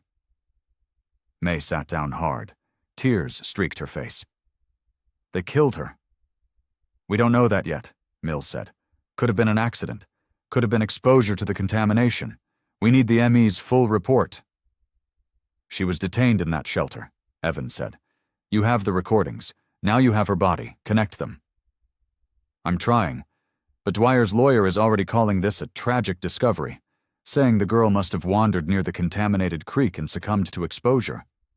"That's bullshit." "I know, but it's a plausible story. And without direct evidence linking Dwyer to her death, it's hard to charge him." "What about the recordings? Him detaining her?" "Unlawful detention is a crime, but it's not murder. We need to prove he knew about her death and covered it up, or that the detention directly caused her death." Evan paced his kitchen. "What do you need?" "A confession, or a witness who saw what happened, or physical evidence at the burial site linking him to it." "We'll find it." "No, you won't. You're done. This is an active homicide investigation. If you interfere, I'll charge you with obstruction." The line went dead. Evan looked at May. She wiped her eyes. "A girl died," she said, "and they buried her like trash. And then they went on with their lives, respected citizens, community leaders." While her parents spent 27 years wondering. Evan's phone buzzed. A news alert. Human remains found near old paper mill site. He opened it. The article was brief. Remains discovered during environmental cleanup. Investigation ongoing. No foul play suspected at this time. "They're controlling this too," May said, "making it sound like an unfortunate accident." Vega called. "Mills kicked me off the case, said I'm too close to you two." "Can she do that?" "She can, and she did. I'm benched until this is resolved." "So, what do we do?" "Nothing. We wait. Let forensics do their job." "And if forensics finds nothing?" "Then Dwyer walks." Evan ended the call and stared at his phone. 27 years. A girl detained, threatened, and then gone. Someone knew what happened. Someone besides Dwyer. He scrolled through his contacts and found Ruthie's number. She answered on the third ring. "Ruthie, they found a body at the estate." Silence on the line. Then a small, broken sound. "Oh, God. Did you know?" "No, I swear I didn't." "But you suspected." More silence. Then, "My husband had nightmares. Near the end, before he died, he'd wake up screaming about the canal, about a girl in the water." "Why didn't you tell us?" "Because I didn't want to believe it. I wanted to think he was just confused, sick." "Ruthie, if you know anything else. I found a box, after he died, in the garage, papers, photos. I was supposed to burn it. He made me promise." "Did you?" "No, I couldn't. I hid it instead." "Where?" "In my attic, behind the insulation." "Can you get it?" "Evan, if I give you that box, everyone will know I lied, that I protected him. A girl is dead. Your husband might have been involved." Ruthie's breathing was ragged. "Come to my house, tonight, after dark." "I'll be there." The line went dead. Evan told May. She grabbed her jacket. "I'm coming with you," she said. "Mills said to stay away." "Mills isn't here." They drove to Ruthie's house after sunset. The windows were dark except for one dim lamp in the living room. Ruthie opened the door before they knocked. Her eyes were red. Her hands shook. "Upstairs." They followed her to the attic. She pulled back insulation and lifted out a weathered cardboard box. "I haven't opened it," she said. "I was too afraid." Evan set the box on the floor and lifted the lid. Inside were folders, county documents, photos, and a small leather journal. He opened the journal. His father-in-law's handwriting. Dates starting in 1992. The first entry was simple. "Held JM overnight. Released morning, no charges." Later entries were longer, more detailed, more troubled. October 17th, 1998. "Girl at shelter. Saw dumping. Dwyer says keep her until parents sign NDA. Something's wrong about this." October 18th, 1998. "Girl still here. Parents haven't come. Dwyer says they're negotiating terms. I don't like this." October 19th, 1998. "Storm hit hard. Creek flooded. Shelter leaked. When we got there this morning, girl was unconscious. Water in her lungs. Dwyer said move her to the creek. Make it look like she wandered during the flood." May made a small sound. Her hand covered her mouth. Evan kept reading. "I helped. God forgive me. I helped. We carried her to the bank and left her where the water would find her. Dwyer said it was mercy, that she was already gone, that reporting it would destroy families." The journal ended there. No more entries. Ruthie sank to the floor. "He was a good man. He tried to be good. He helped cover up a murder, May said. She was already dead. He didn't kill her. But he buried her. He hid the truth for 27 years. Ruthie sobbed. Evan took photos of every page, the journal, the documents, everything. We need to give this to Mills, he said. My husband will be remembered as a monster. Your husband helped bury a child. Whatever he was before, that's what he became. They carried the box to the truck. Ruthie watched from the doorway, broken and small. Evan called Mills. We found something. Evidence of what happened to Lara Reed. Where? Ruthie Bell's attic. Her husband kept a journal. It describes the cover-up. You entered her property? She invited us. She gave us permission. Bring it to the state police barracks, not the county station. I'll meet you there.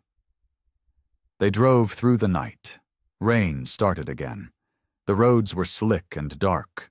At the barracks, Mills took the box and read the journal in silence. Her face was stone. This is a confession, she said, to accessory after the fact, obstruction, tampering with evidence. Can you use it against Dwyer? Evan asked. The journal says he ordered the cover-up. That's conspiracy. That's enough to arrest him. When? Now. Mills made calls. Within an hour, 2 state police cruisers headed into town. Evan and May waited at the barracks. Dawn broke gray and cold. At 7 a.m., Mills returned. We have him. Dwyer's in custody. The interrogation room was small and windowless. Evan and May watched through one-way glass as Dwyer sat across from Mills. His lawyer sat beside him, a sharp woman in an expensive suit. My client has cooperated fully with this investigation, the lawyer said. He's answered every question. He's committed no crime. Mills slid the journal across the table. This is Harold Bell's journal. He describes you ordering the cover-up of Lara Reed's death. Dwyer barely glanced at it. Harold was sick at the end. Dementia. His writings can't be trusted. The dates match, the details match, and we have your voice on recordings detaining her. Holding someone for their safety during a storm isn't a crime. It is when they die in your custody, and you bury them to hide it. Dwyer's expression didn't change. Lara Reed died accidentally. Exposure, hypothermia. The storm was severe. We tried to help her. Sometimes help isn't enough. You moved her body. You staged it to look like she wandered. We returned her to where she belonged, near the creek, so her family could find her and have closure. Except her family never found her, because you buried her under 3 feet of soil. That's not in the journal. No, but soil analysis shows she was buried deliberately, not washed there by floodwater. Dwyer leaned back. His hands were relaxed on the table. Prove I did it. Mills opened a folder. We found fibers on her clothing, synthetic rope, the kind used in the shelter. We found your DNA under her fingernails, skin cells, from when you carried her. The lawyer leaned in and whispered to Dwyer. He shook his head. I'd like to consult with my client privately, the lawyer said. Mills stood. Take your time, but know this. We have the recordings, the journal, the forensics, and we have witnesses ready to testify that you ran an unlawful detention operation for decades. She left the room. Evan and May followed her out. Is the forensics real? Evan asked. Some of it. We're still waiting on DNA results, but the fibers are real, and the soil analysis. Will it be enough? For an indictment? Yes. For a conviction? Depends on the jury. Evan watched through the glass as Dwyer and his lawyer talked. Dwyer's face was calm, almost bored. He thinks he'll walk, May said. He might, Mills said. Men like him always do, but at least everyone will know what he did. An hour later, the lawyer emerged. My client maintains his innocence. He'll plead not guilty to all charges. Mills nodded. That's his right. Dwyer was led out in handcuffs. As he passed the glass, his eyes found Evan. He smiled slightly. A promise or a threat? Maybe both. Outside, reporters had gathered. News vans lined the street. Mills gave a brief statement about the arrest and ongoing investigation. Evan and May drove back to town. Exhaustion hit them both. "It's not over," May said. "No, but it started." At the estate, yellow tape cordoned off the entire property. Forensic teams still worked the site, looking for more evidence, more victims. Evan wondered how many others had been held in that shelter, how many had been buried, how many families still waited for answers. His phone buzzed.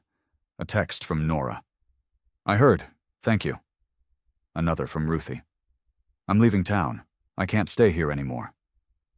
Another from Deputy Vega. "Sheriff resigned this morning. Internal Affairs found evidence he tampered with the evidence room. He's cooperating in exchange for reduced charges." Evan showed May. She closed her eyes. "It's all coming apart." "Good. It should have come apart years ago." They sat in the truck and watched the forensic team's work. The sun broke through clouds for the first time in days. Pale and weak, but there. "What happens now?" May asked. "Trial, testimony. The truth comes out. And then? Then we see if justice actually means anything."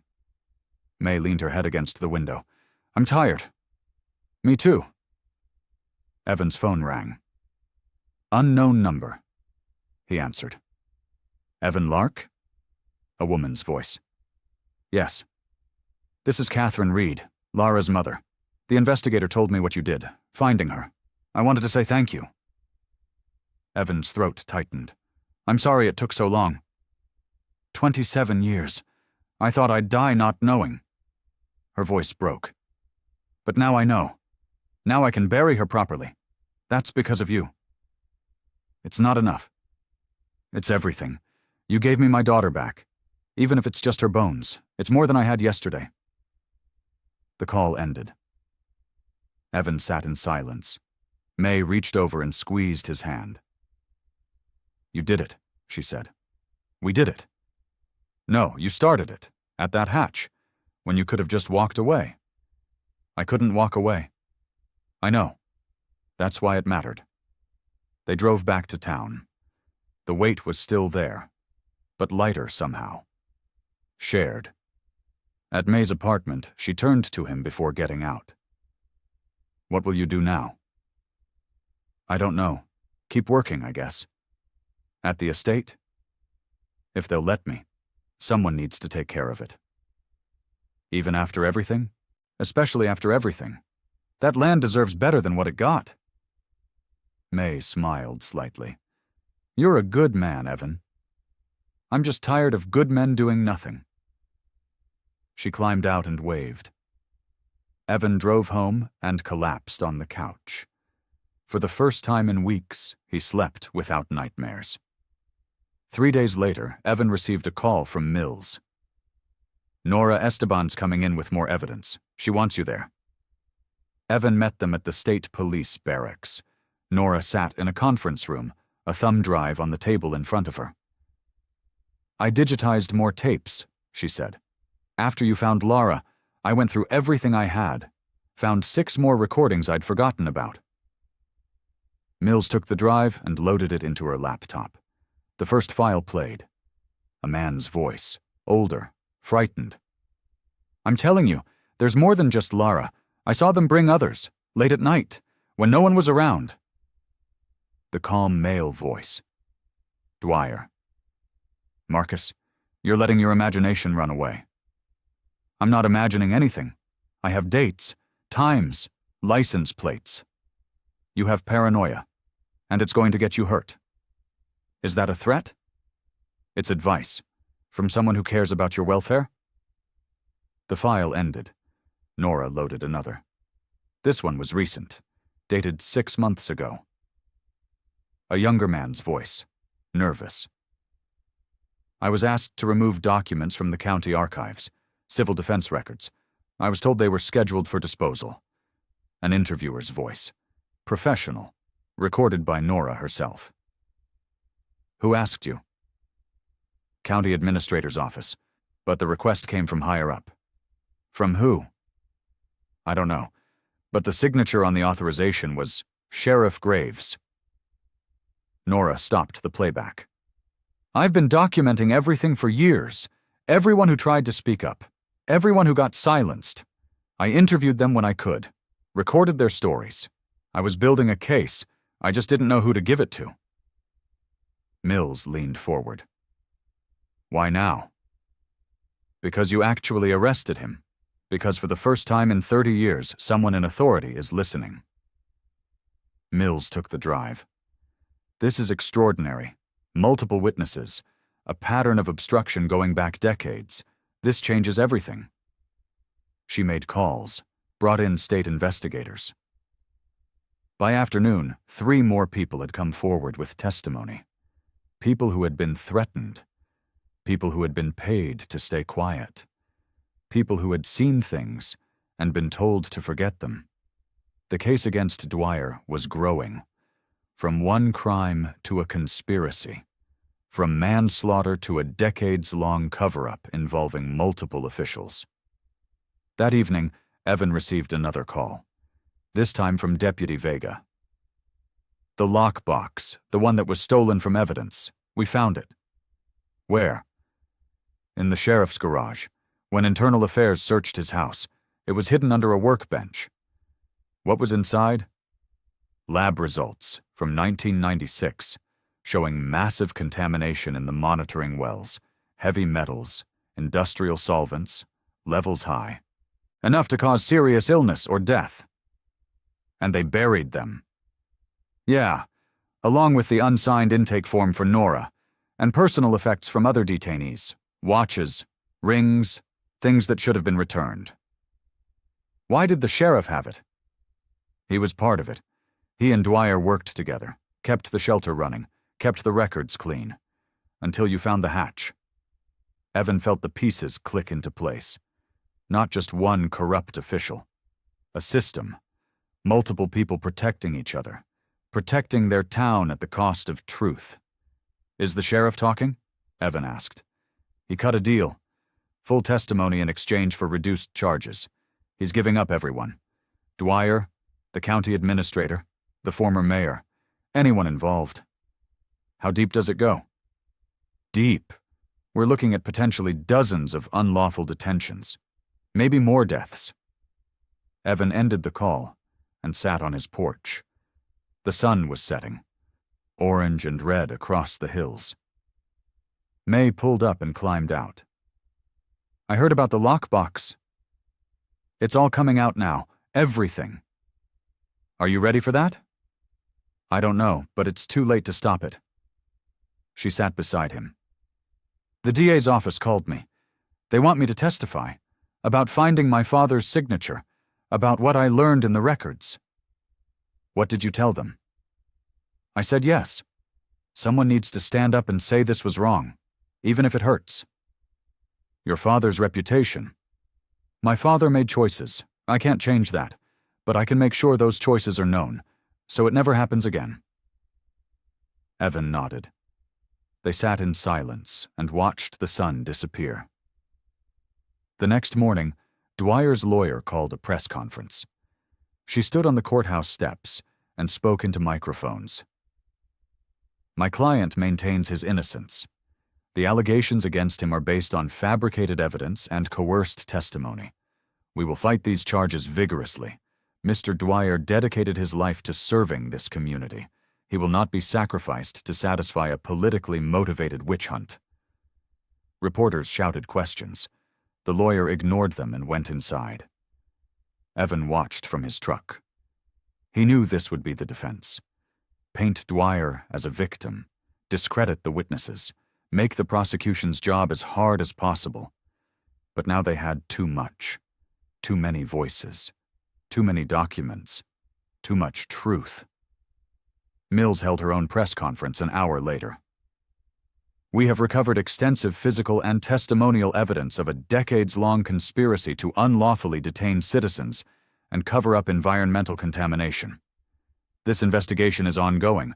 We expect additional arrests. She took questions, answered carefully, gave nothing away that could compromise the prosecution. That afternoon, Catherine Reed held a memorial service for Lara. Small, quiet, just family and a few friends.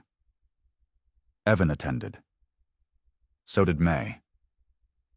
They stood in the back while Catherine spoke about her daughter, about the girl who loved the creek, who wanted to protect it, who saw something wrong and tried to make it right. She was 13 years old, Catherine said, and she was braver than the men who silenced her. After the service, Catherine approached Evan. The prosecutors want me to testify, to talk about the last time I saw her, about how I never signed any release, how I searched for weeks and got nothing but excuses. Will you? Evan asked. Yes. I'll tell everyone what they did, what they took from me. She touched his arm. You gave me that chance. Thank you. She walked away. Evan felt the weight settle again. Not guilt, something else. Responsibility, maybe. The burden of knowing and choosing to act. That night, Ruthie called.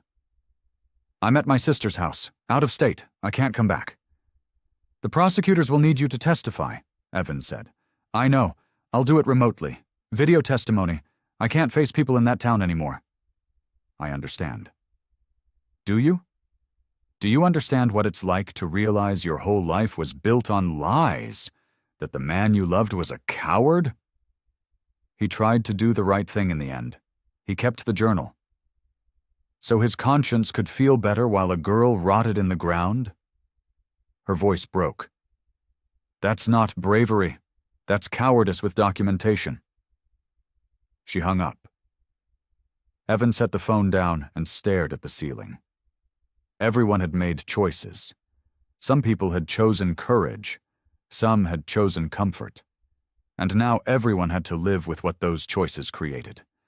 The trial would start in 3 months. Until then, they waited. And the town waited with them. Divided. Angry. Afraid.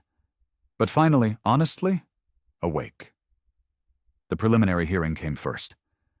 Dwyer sat at the defense table, expressionless. His lawyer argued for dismissal. Insufficient evidence. Tainted testimony. Illegal search and seizure. The judge denied every motion.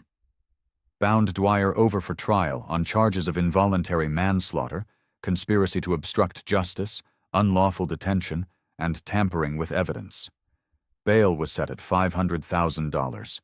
Dwyer posted it the same day, walked out of the courthouse to waiting reporters.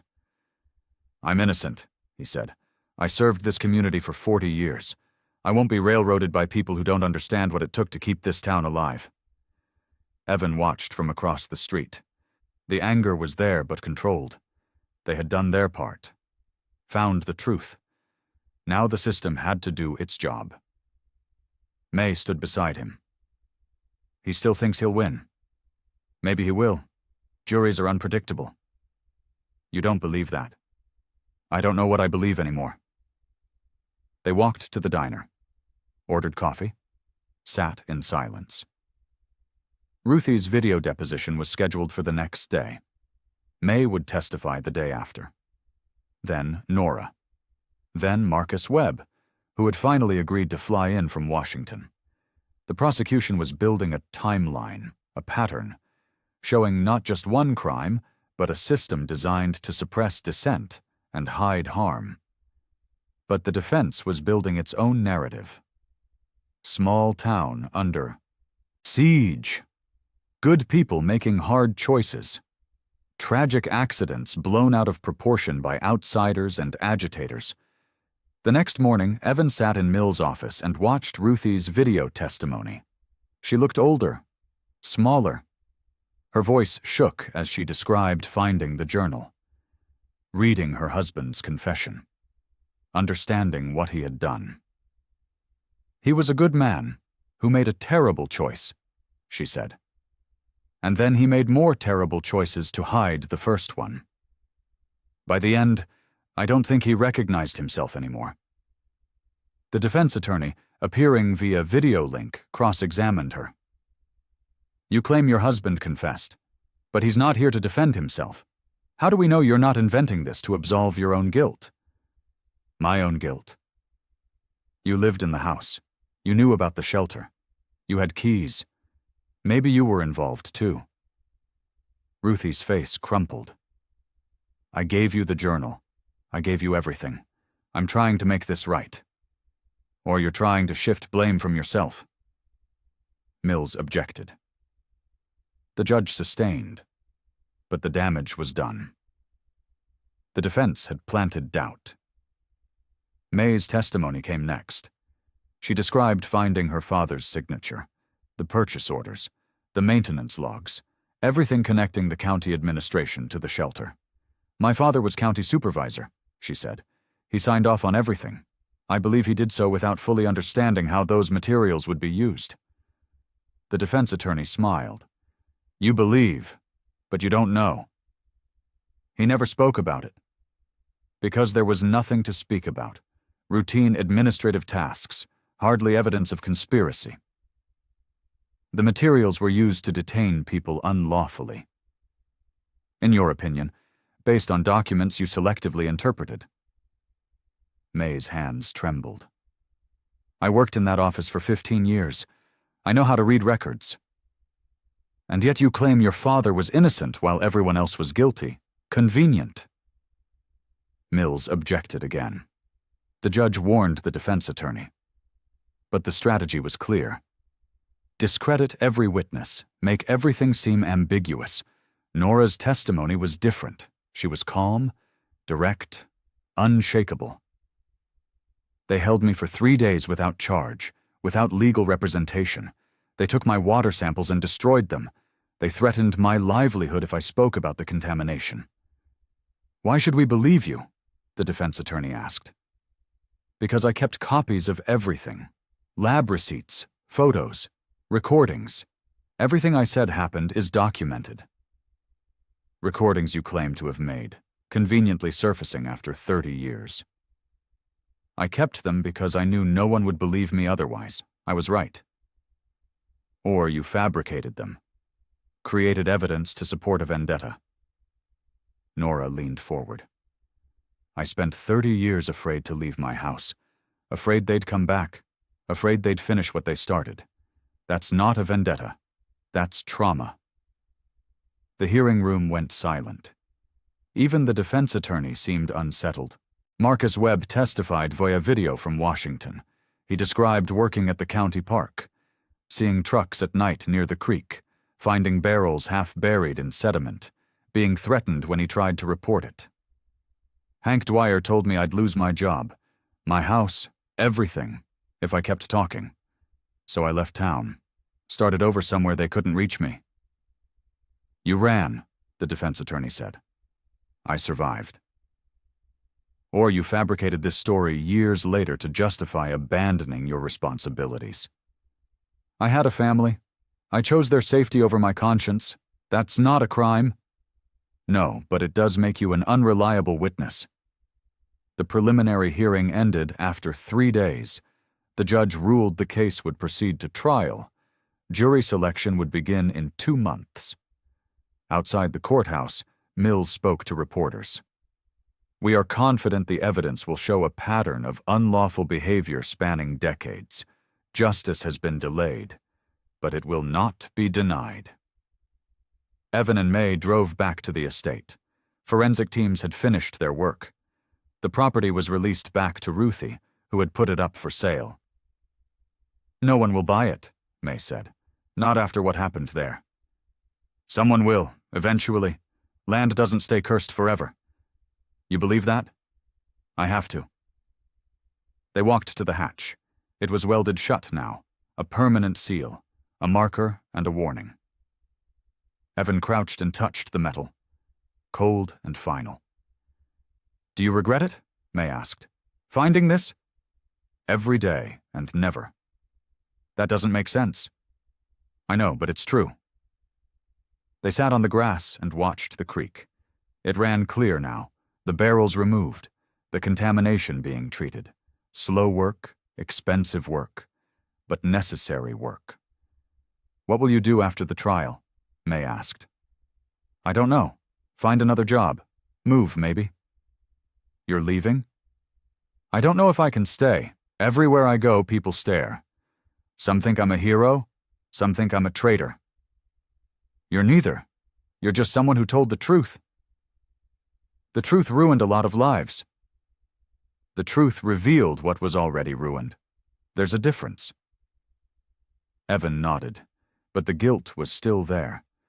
Ruthie displaced. May's father's reputation destroyed. A town divided. All because he couldn't walk away from a hatch in the ground. His phone buzzed.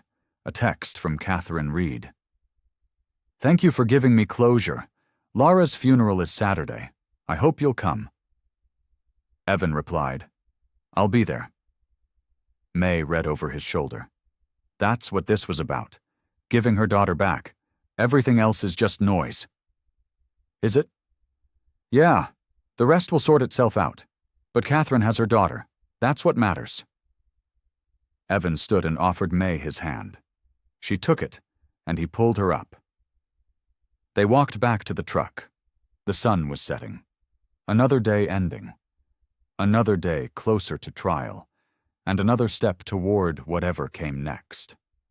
The storm hit hard the week before the trial. The creek swelled fast, brown water rushing over the banks.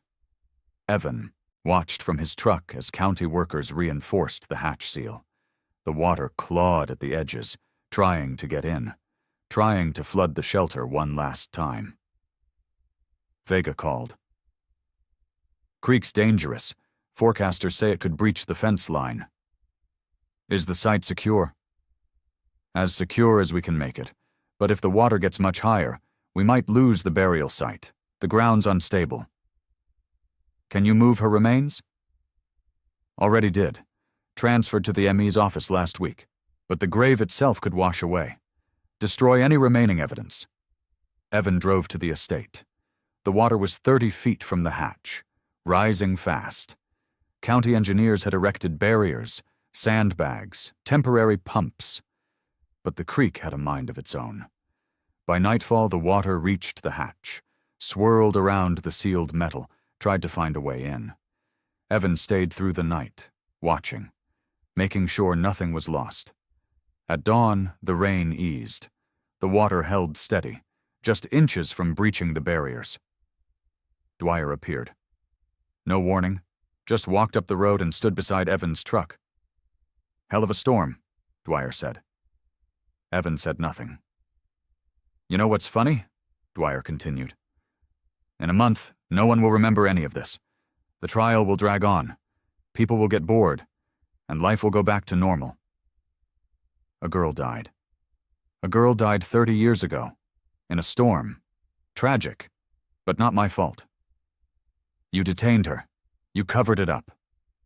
I tried to help her. She wouldn't cooperate. When she died, I made a choice. Protect my town or destroy it over one accident. You chose wrong. Dwyer smiled. Did I? This town survived. 300 jobs stayed. Families kept their homes. That's worth something. Not a girl's life. One life versus 300 families. I'm comfortable with that math. Evan turned to face him. That's why you'll lose. Because you still don't think you did anything wrong. I'll lose because people like you think you're heroes. But you're not. You're just naive. The world runs on compromise, on hard choices, on people like me willing to get dirty so people like you can stay clean. I'm not clean. No, now you're not. And that eats at you, doesn't it? That you're complicit. That you knew and you chose to destroy everything instead of letting it lie. I chose the truth. You chose chaos. Look around. This town is torn apart, families divided, businesses closing, all because you couldn't leave well enough alone. People were hurt. People are always hurt. The question is how many. Your truth hurt more people than my silence. Evan's hands clenched. Get away from me. I'm trying to help you, Evan, offering you a way out. Drop the testimony. Tell the prosecutors you were mistaken, that emotions clouded your judgment. I'll see that you're compensated. Your record cleared. You can start over. You're bribing me. I'm offering you mercy. Last chance. Take it. No. Dwyer's smile faded. Then you'll learn what I already know. The truth doesn't set anyone free. It just makes the cage more visible. He walked away, back down the road, disappearing into the morning mist. Evan sat in his truck and shook, not from fear, from rage and exhaustion and something deeper. May called. Where are you? At the estate. Dwyer was just here. What did he want? To bribe me. To make me recant. What did you say? No. Good. Don't let him get in your head. Too late. Evan, he said my truth hurt more people than his silence. What if he's right? He's not. How do you know? Because silence multiplies harm. It doesn't prevent it. Every person detained, every cover-up, every lie, they all created more victims. You didn't do that. You just stopped it from continuing. Evan closed his eyes. I'm tired, May. I know. But you have to hold on a little longer. The trial starts Monday. 3 more days. What if we lose? Then we lose knowing we tried. That's more than anyone else did. The call ended. Evan watched the creek. The water was receding slowly, revealing mud and debris. The land was wounded but healing. He drove home and slept for 12 hours, dreamless and deep. When he woke, it was Saturday. Lara Reed's funeral.